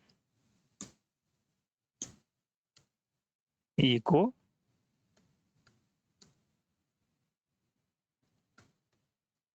both the variables have same value, else echo both variables have different value, then close the if statement. So I had declared the two variables, A is equal to 10, B is equal to 20. I am checking the both the variables are having the equal value or not. If it has the equal value, print the both the variable have the same value. If it is not having the equal value, then print the second statement, right? Save this and execute our script. Both variable have the different value. Let's change the value of the B.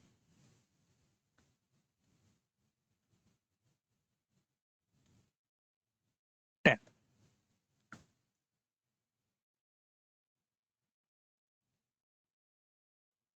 Now it will give the both the having the same value.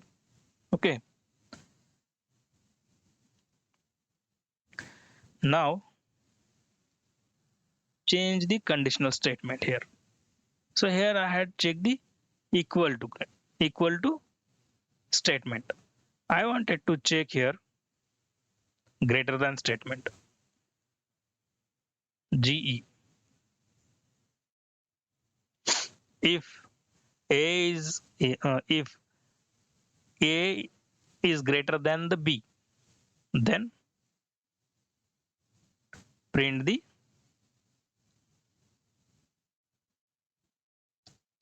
A greater than B. Else print the B greater than A.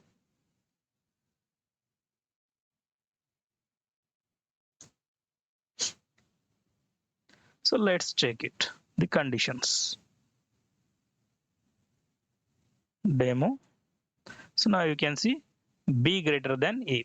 In this way, you can check the any conditions using the conditional statement in the shell script. So you can use this conditional statement based on your scenario in the while you are working in the real scenario. So I had explained in the simple way. This is you can take from the beginners to the advanced level. If, elif, else statement. So let's begin. In the previous video, we discussed about the how to write the conditional statement using the if else conditional statement. Okay. Today we will discuss about the how to write the if, elif and else statement. For example, in the previous video, we discussed about the if student get the some marks, how we can evaluate that. If student has the greater than 35 marks, he is passed. Otherwise, he is failed. Here, we just check the one condition. If student has the, if we want to check the multiple conditions, for example, student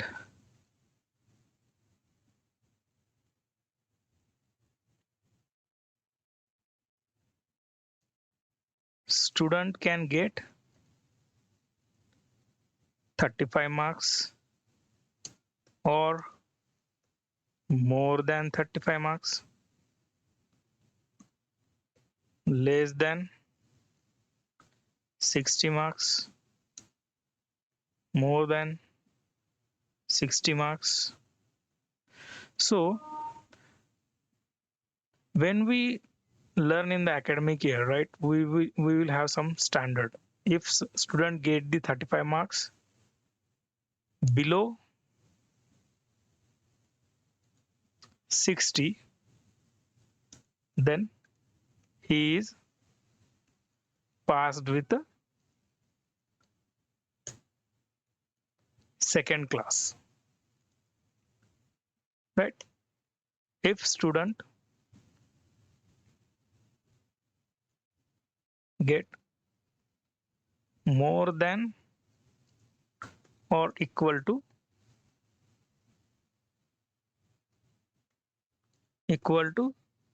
60 marks,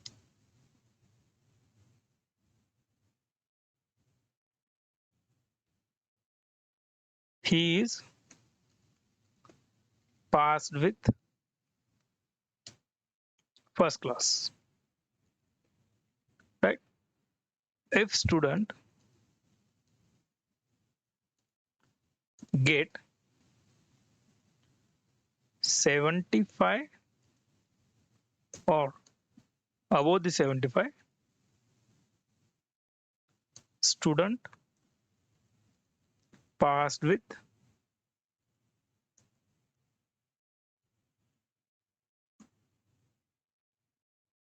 distinction, right?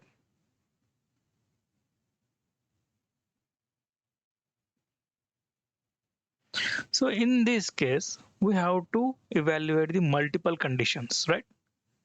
So how we can deal these conditions in the shell script? You will get so multiple conditions while working in your actual environment.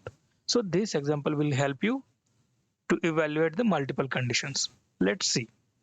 First, we will see the syntax of if, elif, and else. Okay. Syntax: if your expression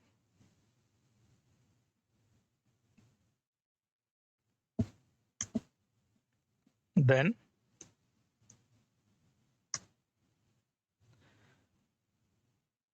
if you want to check another condition, you can use the elif, then second expression,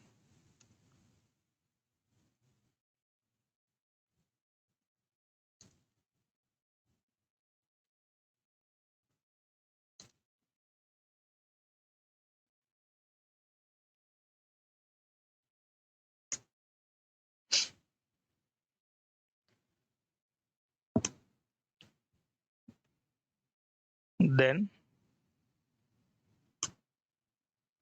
if you want to check another one condition, you can use the here another one expression, and so on. You can check n number of expressions here.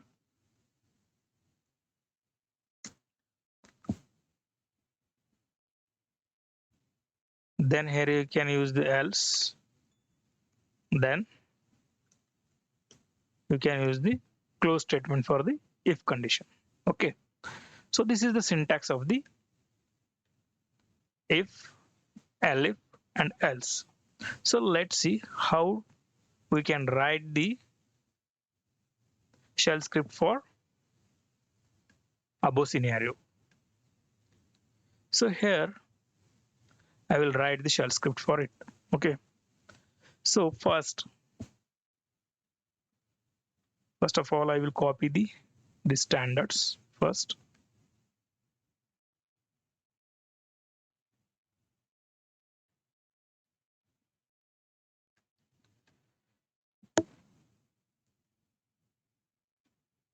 If, elif, else statement. So today is the date.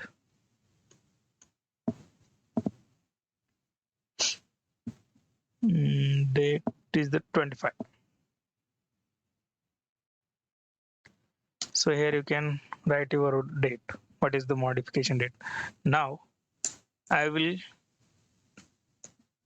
get the 75 marks, means distinctions. Okay. So how we can evaluate multiple conditions here?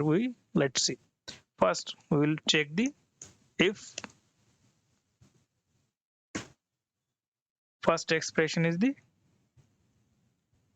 dollar marks is equal to, we will check our student has the greater than 35. First, we will check he is passed or not. Then,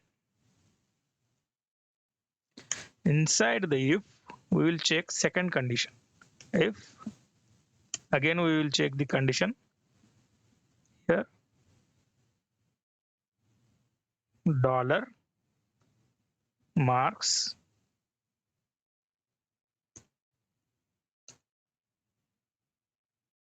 greater than 75, greater than or equal to 75. Then he is passed with the distinction. Echo passed with distinction. Okay. Elif, we will check the next condition here.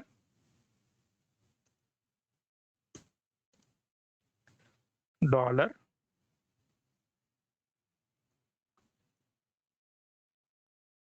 marks greater than, if marks is greater than 60, then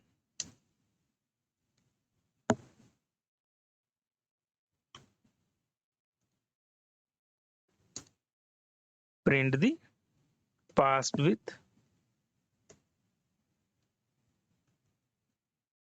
first class.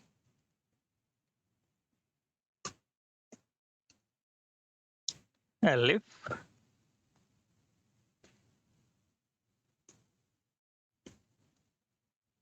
dollar marks, we will check the next condition here. Dollar marks greater than and equal to 35.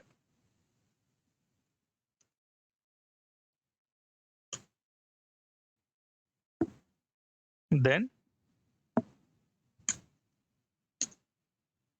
echo print the passed with second class.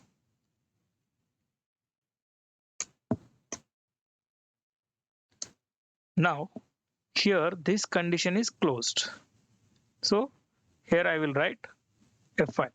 For close the if condition, you can use the fi. Here else echo, otherwise he failed, right?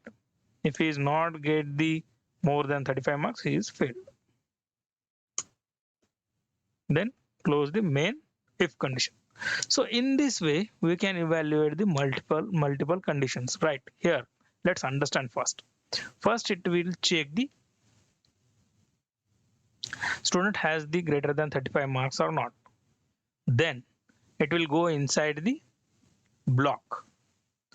So first it will check this condition. He has the more than 35 marks, right? 75 marks means he has the more than 35 marks. Then it will go inside the this condition and it will check, is he has the more than and equal to 75 marks? Yes, he has. Then it will print the passed with the distinction. For example, if student has the 65 marks, then is he has the more than and equal to 75? No, right? Then it will check the condition. Then it will check it if the student has the more than and equal to 60. Yes, it's match. Then passed with the first class. If student has the 45 marks, then it will check the first, is he has the more than 35? Yes, then it will go into the in this block, and it will check the second condition. Is he has the more than 75? No. Then it will go to the third condition. Then third condition is match? No, right? Then it will go to the next condition. Then he has the more than 35 marks. Then it will print the passed with the second class. If he has the 34 marks, first it will check the this condition. It is not match, right? He is not having the greater than or equal to 35 marks. Then it's directly come into the else statement and print the failed. So in this way, you can evaluate the multiple conditions. Let's see it will work or not. Copy this, copy the complete script.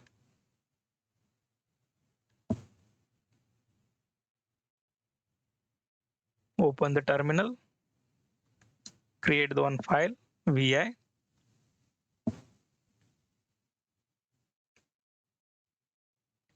if elif else .sh, paste it, give the permission, execute permission chmod plus x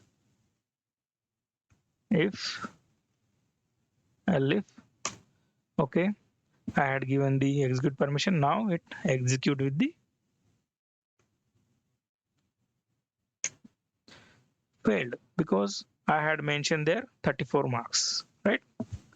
So now I will modify the file.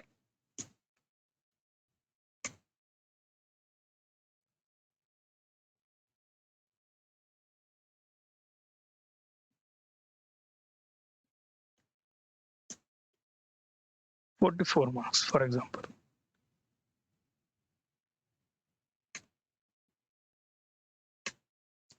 Passed with the second class because this condition will match here. Okay, now I will give the more than 60. So let's check.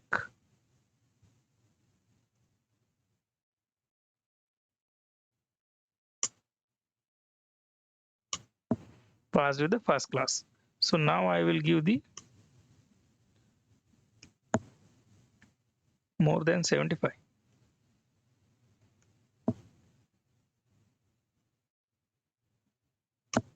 Passed with the distinction. In this way, you can check the multiple conditions. So this will help you whenever you wanted to check the multiple conditions and evaluate that. So there you will get the help of the if, elif, else statement. So whenever you want to write these conditions, you want to use to evaluate multiple conditions, you can use the if, elif, else statement. So in for loop in the shell script. So first of all, we will understand what is the loop. Loop is nothing but the repetitive task will execute until condition is met. Okay, for example, you wanted to do some task repeatedly number of time. In that situation, you will use the for loop. Or if you want to see the definition of the for loop is nothing but it will repeat the set of statement defined number of time. So this is the definition of the for loop. Then we will understand the syntax of the for loop. For, then here we will define the variable. In, whatever we wanted to iterate here, you can iterate here using the list, you can range of the numbers. Then we will give the do. Here we will specify the commands. Then our for loop will be closed. This is the syntax of our for loop. For example, we will understand this for loop using some simple example. Just you can take the example as you wanted to print the hello world 5 times. How you can write the shell script in the bash? You can write the echo hello world. How many times you wanted to repeat it? 5 times, right?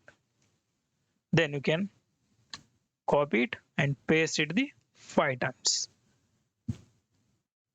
Then you can print the 5 times hello world in the shell script. Let's see how we can do that in the server. Login into the server. Create the file loop with hello.sh. Paste it, save and exit. Right. For execute this shell script, you have to specify the execute permission to our script with hello. Now you can execute your shell script loop with hello. It is printing the hello world 5 times, right? Here you can see. So instead of writing the hello world 5 times, I wanted to write this in the shell script and execute it the 5 times. We can specify the range in the for loop. We can specify the range in the for loop using the curly braces, dash dash, how many times you wanted to repeat that one, starting point and end point in the for loop. So let's write the shell script for printing the hello world 10 times. Just copy the shell script. I don't want to waste your time to write the standards. Just copy it and paste it here. Remove this one. Update the description based on your requirement. This is for understanding the for loop. Then you can write it your date here, then modify date.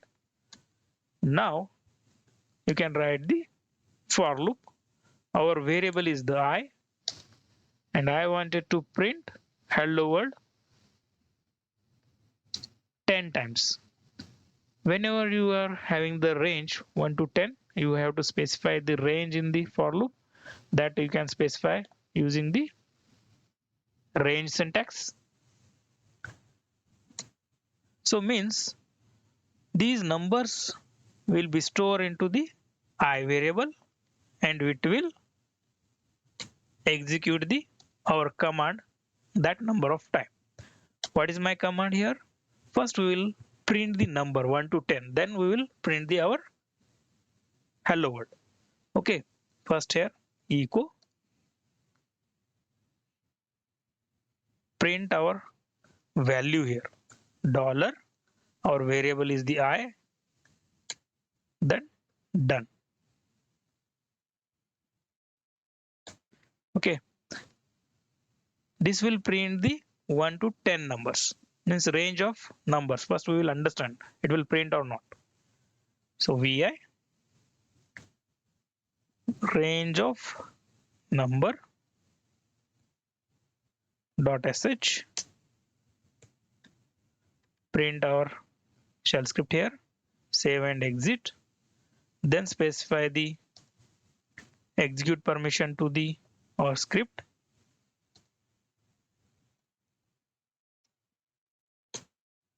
Execute our script now. Now you can see it is printing the 1 to 10 numbers. In this way, you can execute your loop with the range of numbers. Now we will adjust our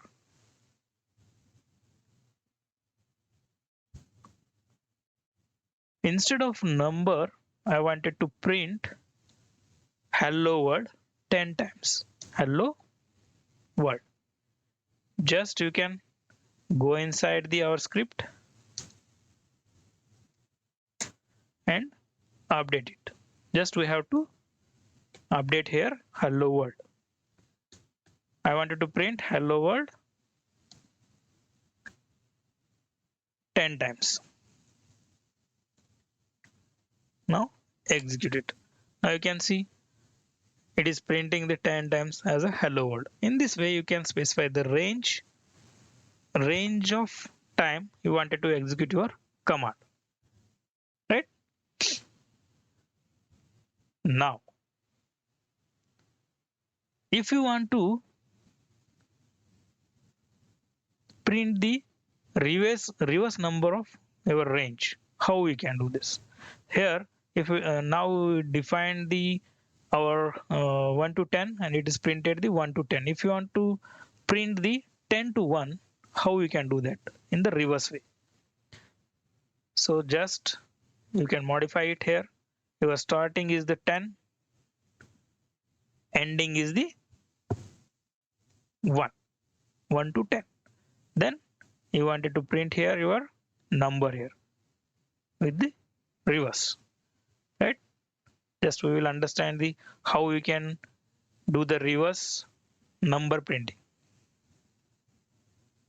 right? Create the one shell scripting reverse.sh,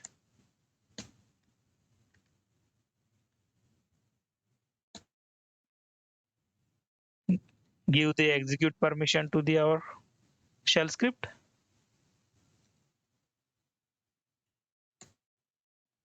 Now execute your shell script here. Now you can see it is printed the reverse numbers 10 to 1. In this way also you can execute your for loop.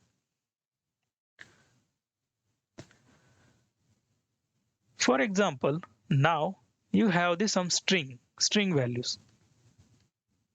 For example, you have the weekdays, like you have the weekdays like Monday,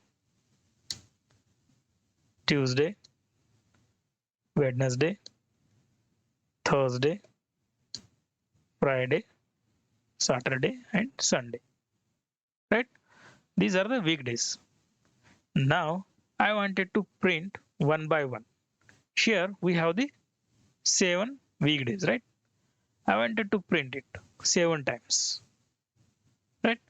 Then how we can do that? Just you can copy your script.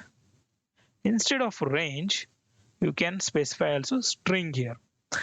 Your loop will be iterate over the string also. Now instead of this, you can give your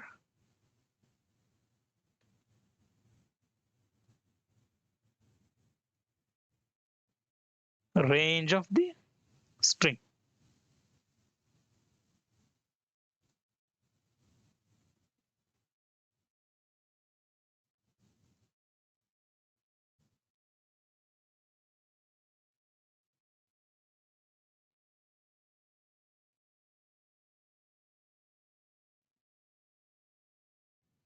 In this way, it will repeat over the string also. First Monday will store into the I variable and that I variable will be printed here. Second time it will Tuesday will be stored into the I variable and Tuesday will be print. Then third time it will store the Wednesday and Wednesday will be print. Then it will store the Thursday in the I variable and I variable will be printed. Like this it will complete these all the strings and iterate over the strings here. So let's see it will print or not. Create the one script here. iterate over string dot sh.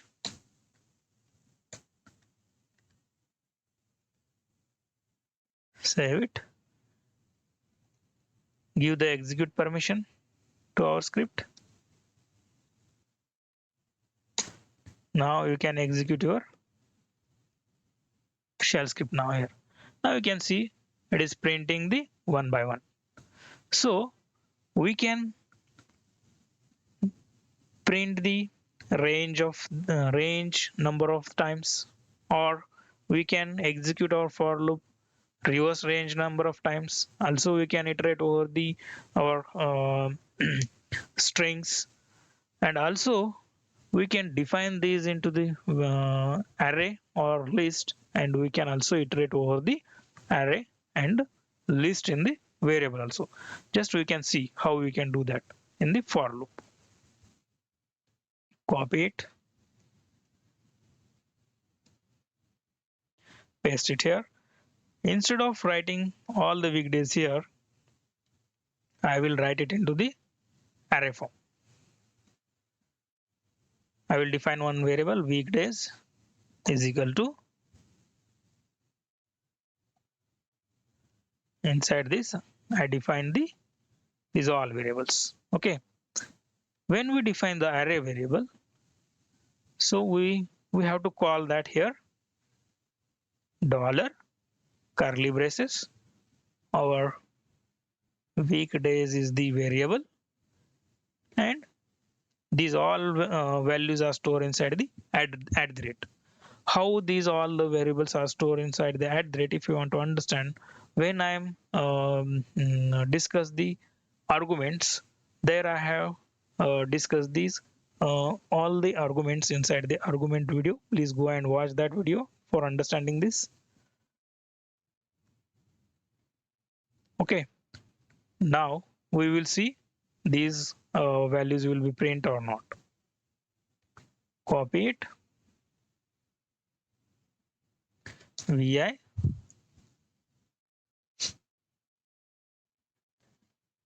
array loop.sh, paste it here, save and exit. Give the execute permission to our script chmod array over the loop, then execute our array. See, or all the values are printed using the for loop. In this way you can iterate on any value. Now we will see how we can do that using the list also. Go here, copy this one.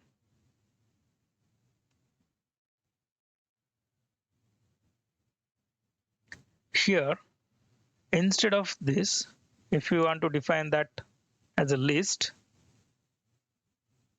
you have to define all in the single double quote. It automatically iterate all the values.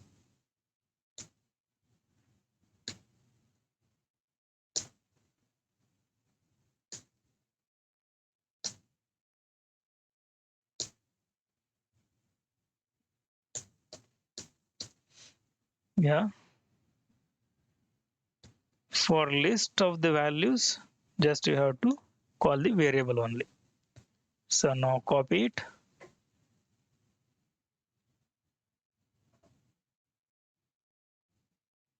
open it, delete the all the values here, paste your script and execute it. Now you can see you can define the range of the variables.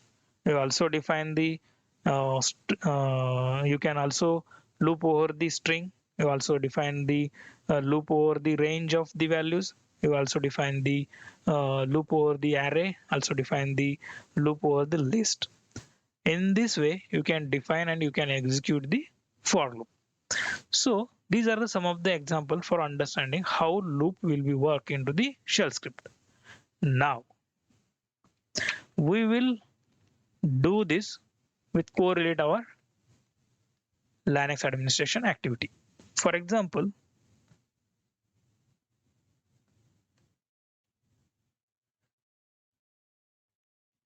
I wanted to install some packages into the our server. First of all, if the packages are there, I will remove that. Sudo apt purge tree for show how to install that. Okay, these are already installed in my server. I'm removing that. Nginx.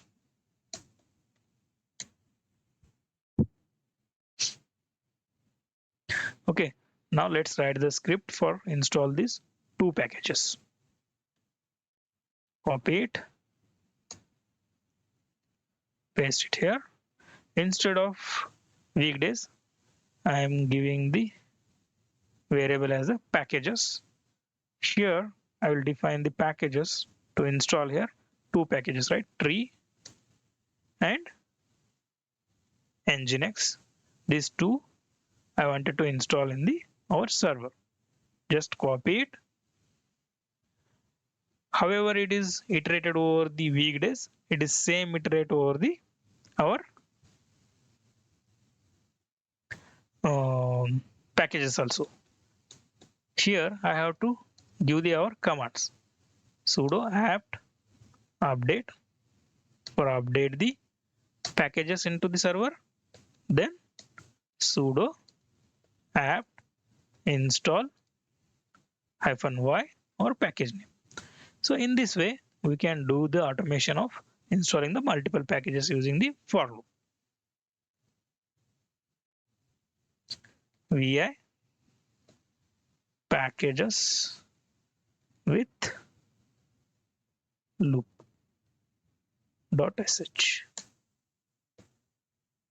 Paste it. Give a execute permission chmod +x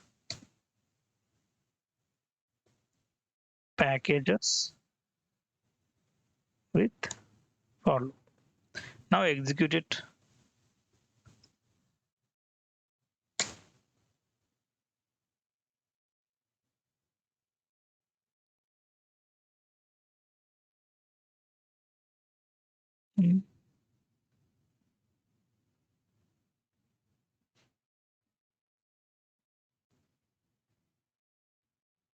What was the issue?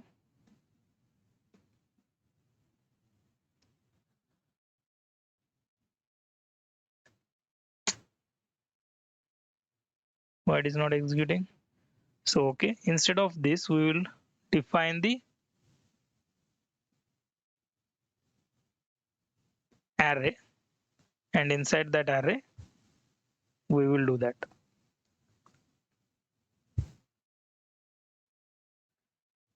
Curly braces, @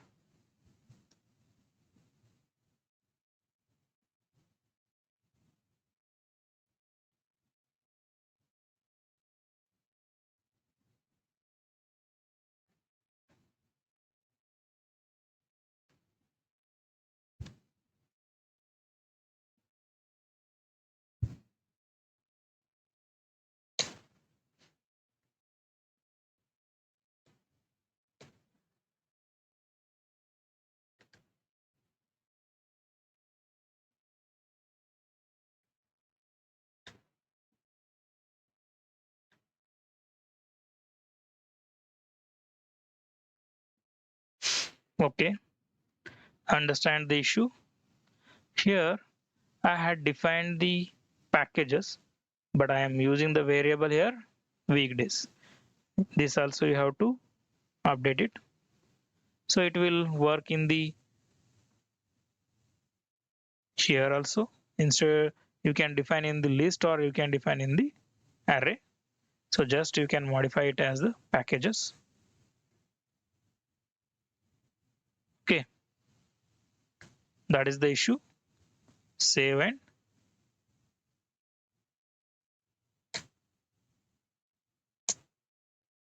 unexpected EOF matching here.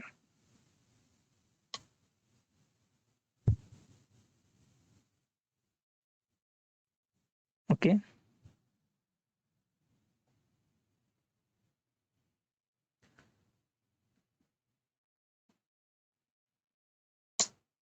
Now you can see it is executing the packages also. This is the issue of installing the packages. So you will learn while if you get the issues while doing the practice. If you are not get the any issues while doing the practice, you will not learn those concept. Okay. While doing the practice, you get the issues, then you will get the more knowledge while fixing that issues. Okay. Now you can see it has installed our packages. Just you can check. So check our tree command is working, means our packages are installed successfully in the our shell script using the shell script. Okay, this is for installation. If you want to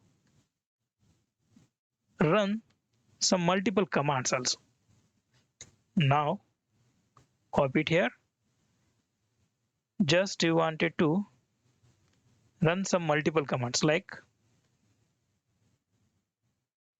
you wanted to create the folder mkdir. You wanted to create a folder like second folder, first underscore second folder. You can give the any name. I wanted to create these two folder using the mkdir command. So how we can do that? So vi folder.sh, paste it here, give the execute permission chmod +x folder.sh. Now execute your folder.sh ls-la. Second folder has created, then first and second folder also created. In this way, you can automate any Linux administration work using the shell script with for loop. Whatever you wanted, you are having the repetitive task. Those repetitive task you can put it into the for loop and you execute the number of times using the for loop. We are going to discuss about the while loop in the shell script. While loop is nothing but the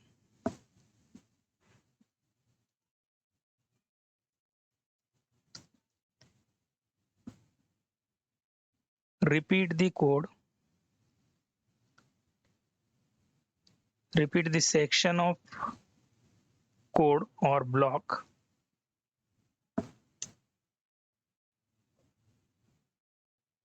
unknown number of times. Number of times until a specific condition met.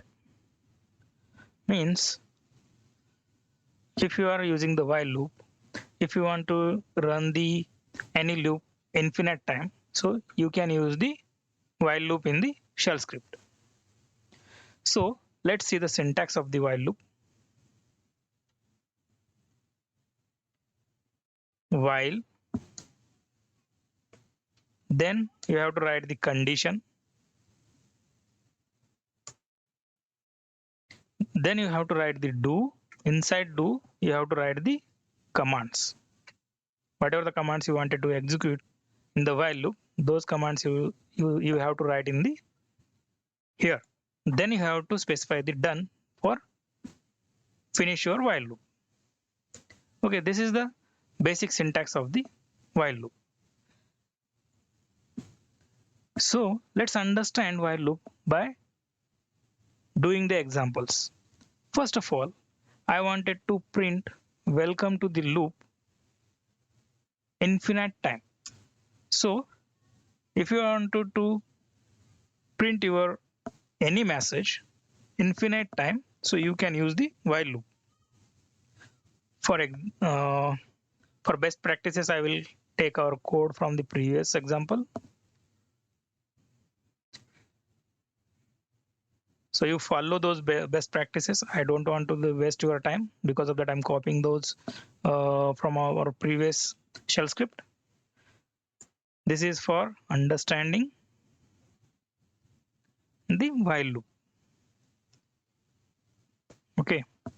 So you specify here your date. I'm not specifying anything.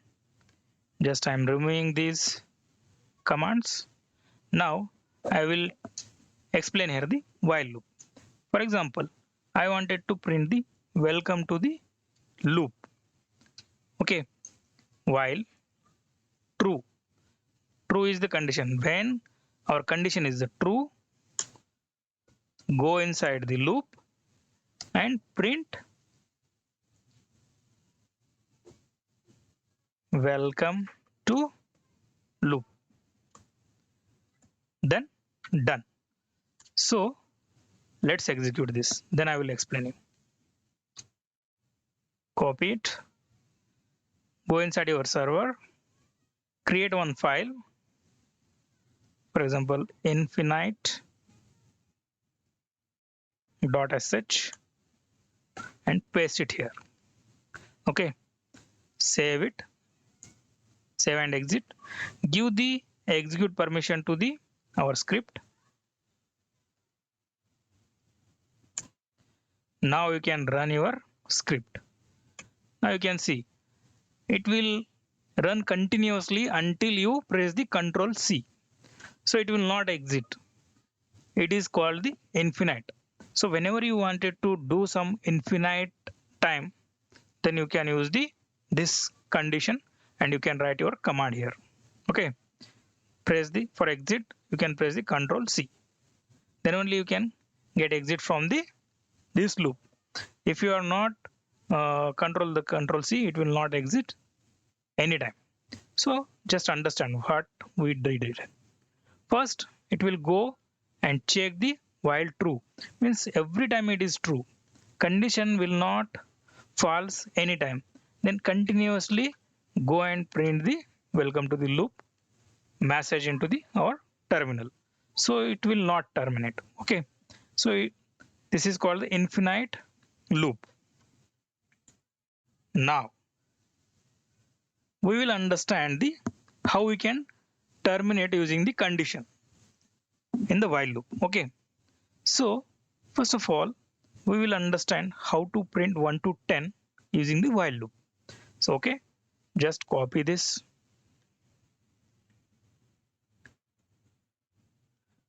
Paste it here. Here I wanted to modify something. I am defining the one variable here is the number. Number is the variable is equal to 1. My start number is the 1. Starting point is the 1. Then I will define the condition here. While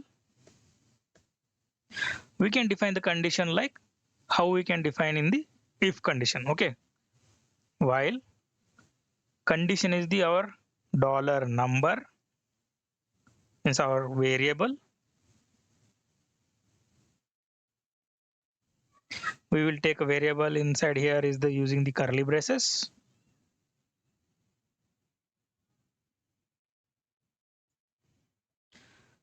Dollar number is less than. These arguments we are discussed in the previous video. If you don't know how we can write the less than, greater than using the symbol, please go and watch the previous video. There I have defined each and every arguments. Then I wanted to print until 10. So if number is the less than 10, then print the welcome to loop.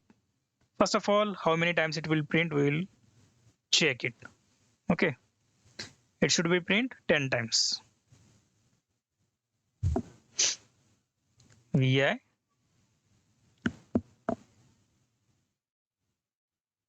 while underscore test dot sh,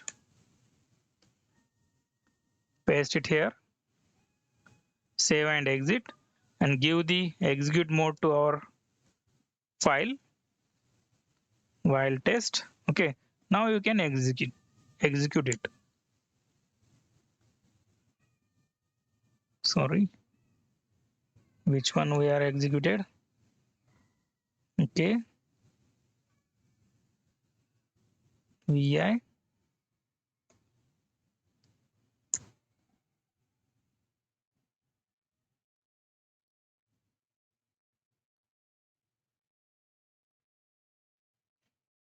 okay, we are not define here the any increment, so because of that it is not means it is printing only our command.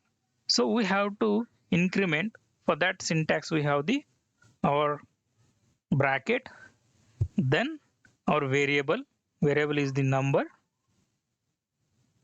then plus plus. For increment you have to use the plus plus, and if you want to decrement you can use the minus minus. Okay, just save it, and now you can execute it. Now you can see we had limit the 10 times to our loop, means we can exit in this way. Okay, now we will do here print the 1 to 10. Okay, just you can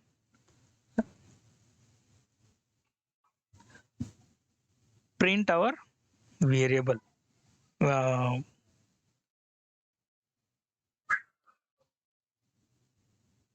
number. Okay, now it will print the our 1 to 10 numbers. Now you can see 1 2 3 4 5 6 7 8 9 10. So how? Copy it,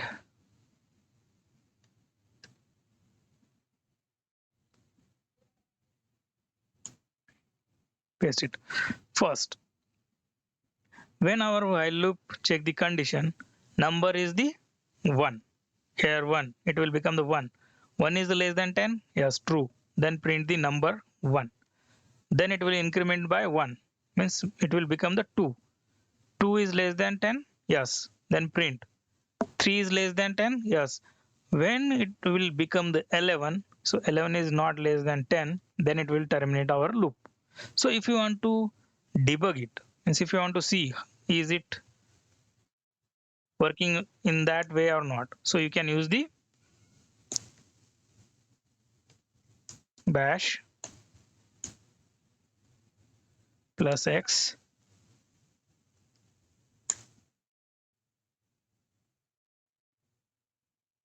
not the plus hyphen x. So now you can see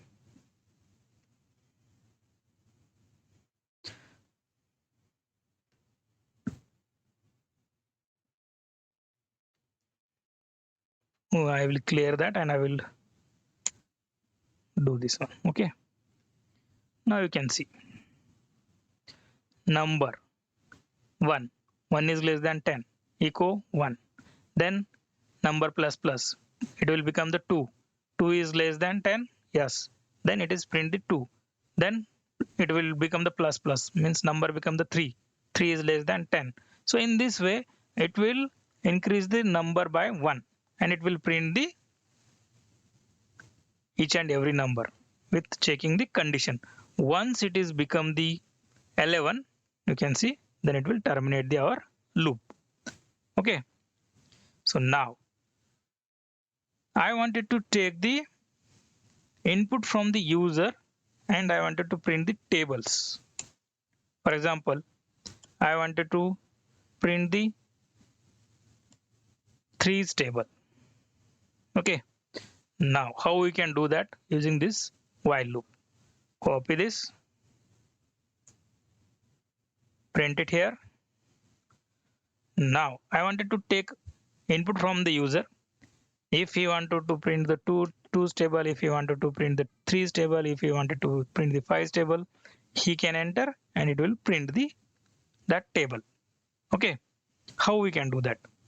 For taking the input from the user, we understand the read is the command, right? If you don't know how to use the read for take the input, please go and watch the previous video. -p, please enter number. Okay, then here I'm defining the our variable number. Okay, instead of here I'm giving the, otherwise I will give the here variable as the table number. No, here I will give the only number. I will modify it here as the start number. Starting number is the 1. Okay, here also I have to modify that start underscore number is less than 10. We will check the condition here, then do, then I have to do logic here. Means how we can do that? So our logic is to print the table, right? Our start number multiply by our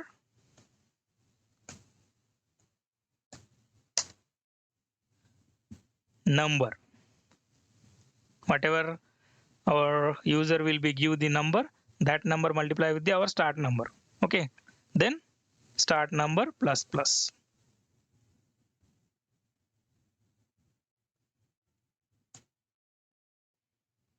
Done.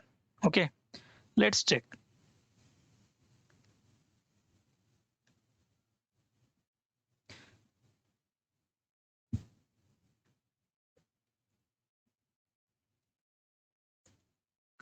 Vi table.sh, print it,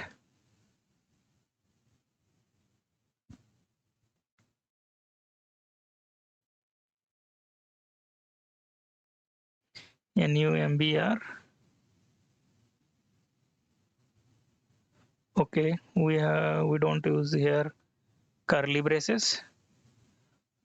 We have to use here bracket.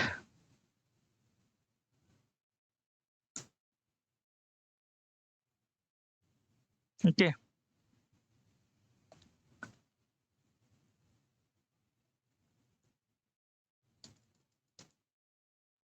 let's see. Save and exit. Give the execute permission to our script. Now you can run it. Enter the number. Now I will now I wanted to print the 5. So you can see 5, 10, 15. So it has executed, right? So just we have to update it here.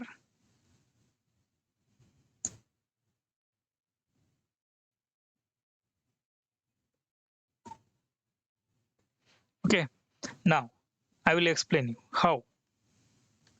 First it will take the number from the user.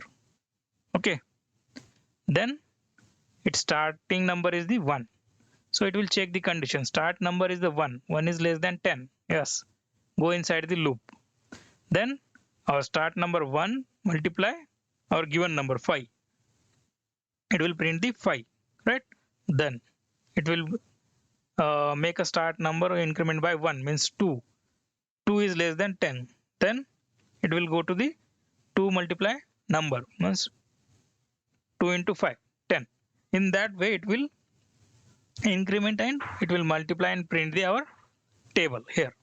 So now we can print here tens table.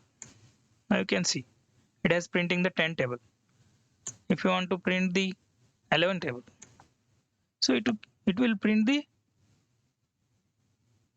table here, right?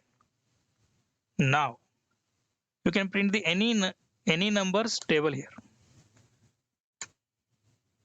You can see if you want to um, if you want to make any table, this program will be help you. So now we will understand how we can use this while loop into the our actual work. For example, we will see one simple example, but that is infinite example. For example, if you are installing any application, right? So as a Linux administrator, you have to install so many applications in the Linux servers. So if you are thinking your application will use the too much data disk utilization, okay, you wanted to check that continuously while installing your application. So how we can do that, right? So using the while loop, how we can continuously check the disk size in the our server, okay, but it is infinite. You have to um, you also can do the better way, but I am showing one example here, okay. Now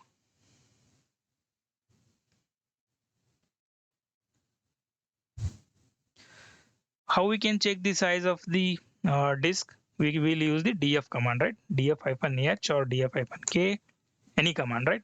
So now you can see here, so it is showing the disk utilization in the your server. Now I wanted to check the disk utilization continuously in the server. So while true, I wanted to I'm not having the any specific um, looping time, right? I don't want to check the only 10 times or 20 times. I wanted to check the continuously when I'm installing the or application.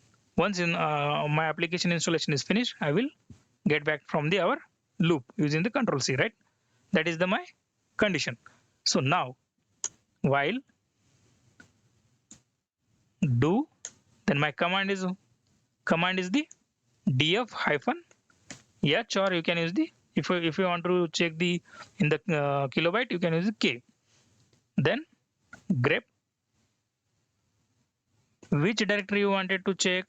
Now I wanted to check, for example, only home directory, okay. Then sleep for 1 second. Done. This is the my command to check the disk size continuously in the server using the while loop. So let's check it.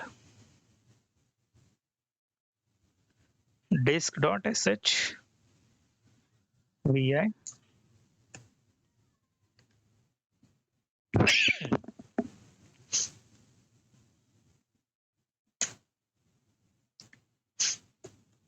give the execute permission.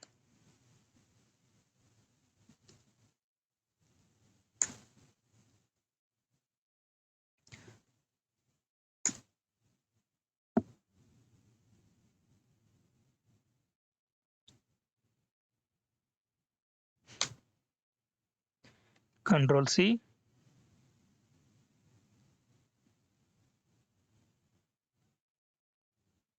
1 second. df-h.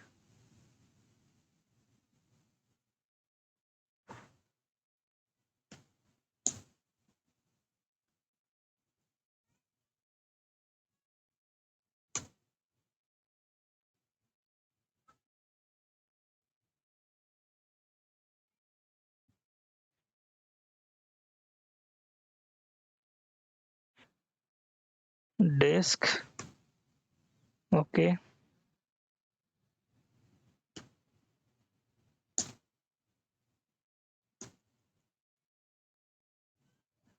Just I wanted to run the df-h, okay.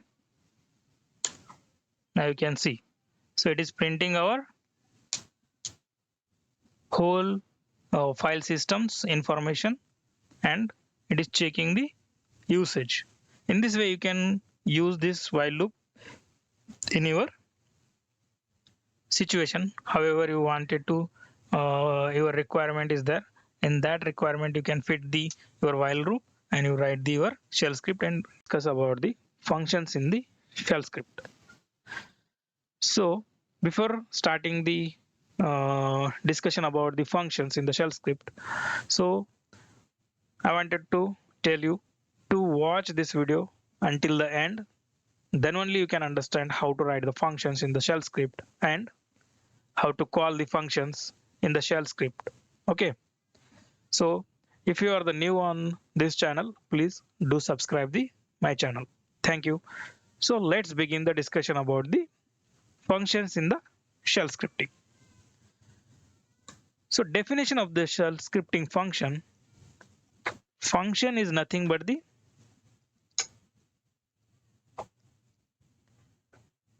block of statement or commands. We can write the function block for reusable that code. Main usage of function is the reusability.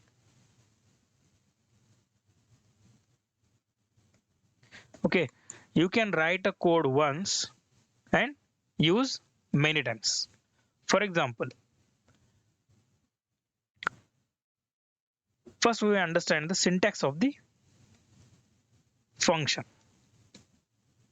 Okay, syntax for the function is the function is the keyword and your function name.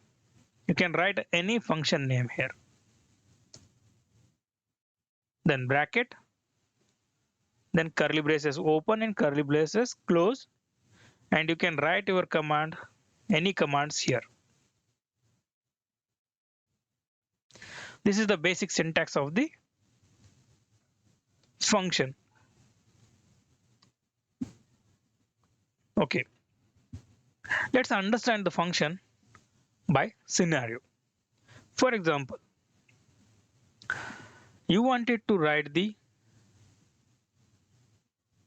print message to the user. For example, I will write one simple function here, $!bin/bash.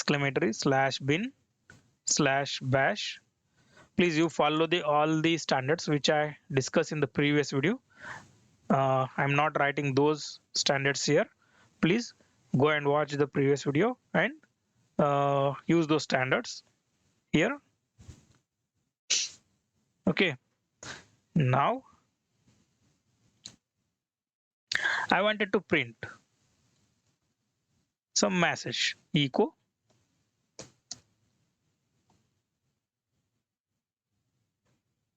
welcome to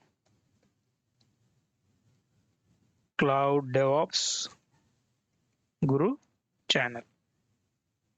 Right, I wanted to welcome Raj. Then I wanted to welcome Ram.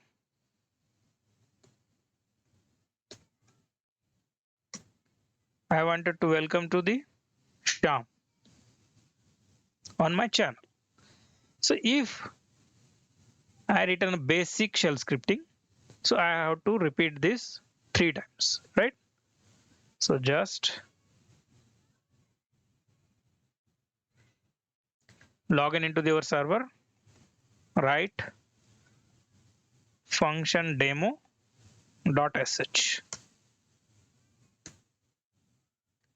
paste it here, and now save and exit. Give a execute permission to our script chmod +x function demo. You can give any name. Now execute our shell script. Now you can see it is printed the welcome to Cloud DevOps Guru channel, Raj, Ram and Sham. Right? Instead of repeating this code 3 times, you can write it one time and use it multiple times. For example, now I will define the function here to print the message. So our what is the syntax? First we have to start with the function to define the any function in the shell script. Then what is the you can give the any name. I am giving the welcome is my function. Right? Now what I wanted to print, welcome to Cloud DevOps Guru channel with that name. Whatever the name, that name. This is my command. But here you can see. Here I wanted to use some arguments. What are the arguments? For example, $1. Whatever the pass when we are calling the function, so that name should be print here, right? So I will define the one name.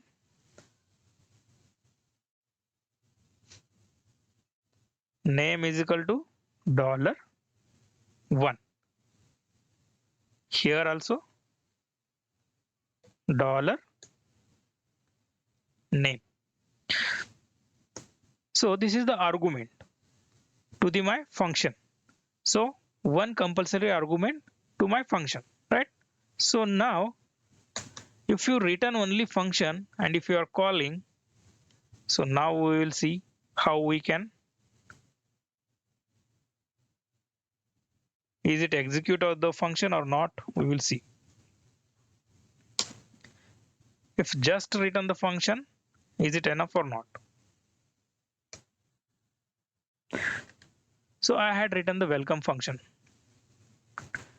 and I wanted to give already given the execute permission to the my function. Execute it, but it is not printing anything, means it is not calling that function. How to call that function? If you want it to call that function, so just you have to write your function name and you wanted to pass the argument. Your first argument of your function will be print with the your message. For example, Raj is the my argument value.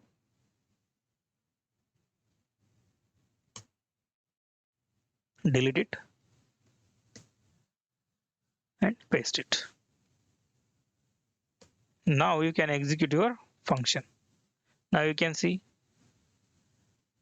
you are able to print the message. Now you wanted to call multiple times. So just you can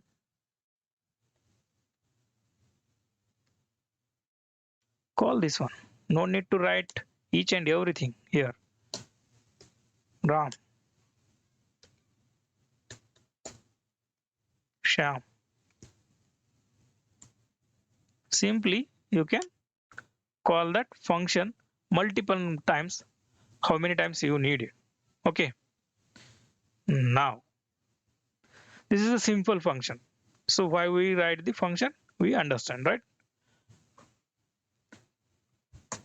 Now I wanted to install the package in the Ubuntu machine. How we can install the packages in the Ubuntu machine?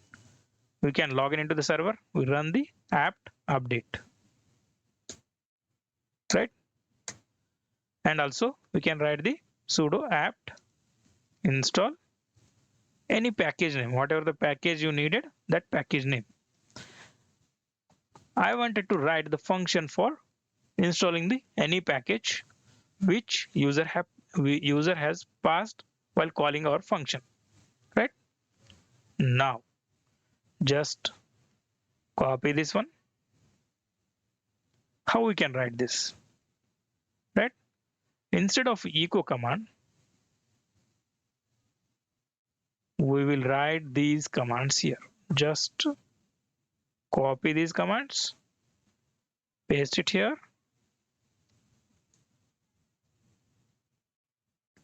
Just add the -y because I don't want to ask that any question while installing the packages. Now dollar, I will define the variable as the package. Instead of name, I will define the package as the variable. Now right, and my function name is the install as the function name. Instead of calling here welcome to Raj, I will call here install, and I wanted to install the tree package, for example. Okay, copy it, vi install function dot sh, open it, paste your code, save and exit, give a execute permission to the function, or give execute permission to the our shell script. Then now execute your shell script here. Pass the password of your user. Now you can see it is updating the package manager.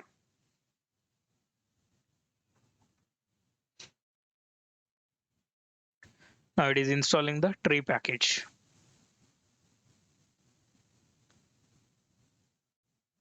So in this way, you can write any kind of function and you can call that and you can use that function in your shell script.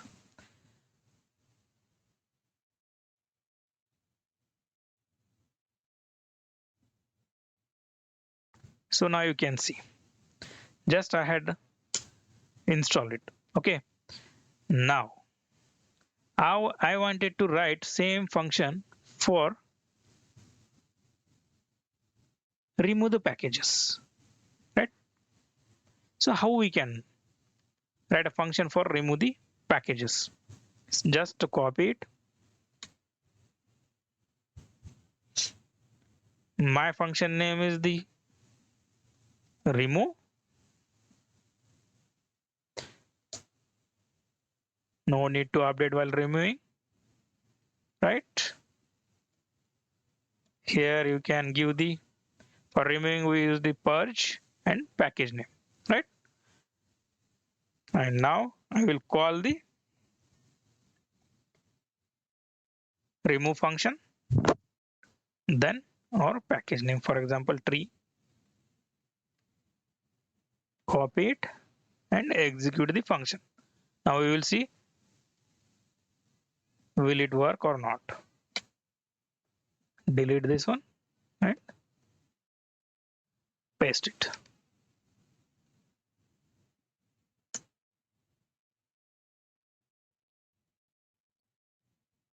Execute our shell scripting.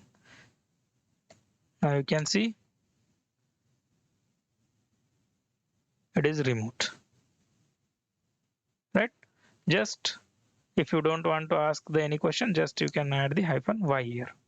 So in this way you can write the function for any activity which is repeatedly doing in your script. You can add those code into the function and you can call how many times you want, those many times. You can write once and you use many times. Now, so you wanted to install the package with the, you wanted to pass the package name while running your script.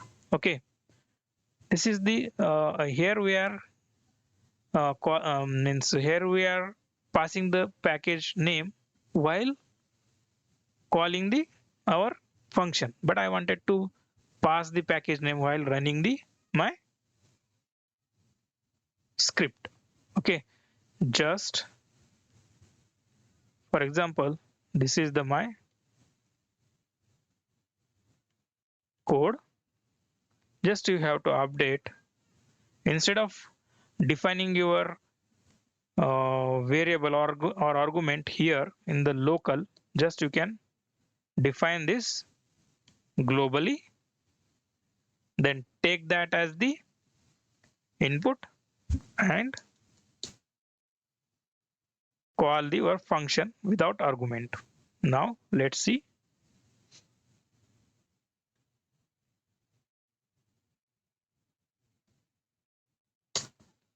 Delete this one, paste it. Let's see, is it work or not? Now I wanted to install now Apache in the server. Apache 2. Now you can see it is updating and it is installing the Apache 2 package into the server. In this way, you can pass your package name while running your script also. So you can write in this way, you can write any kind of the functions and you can use that so many times in your code.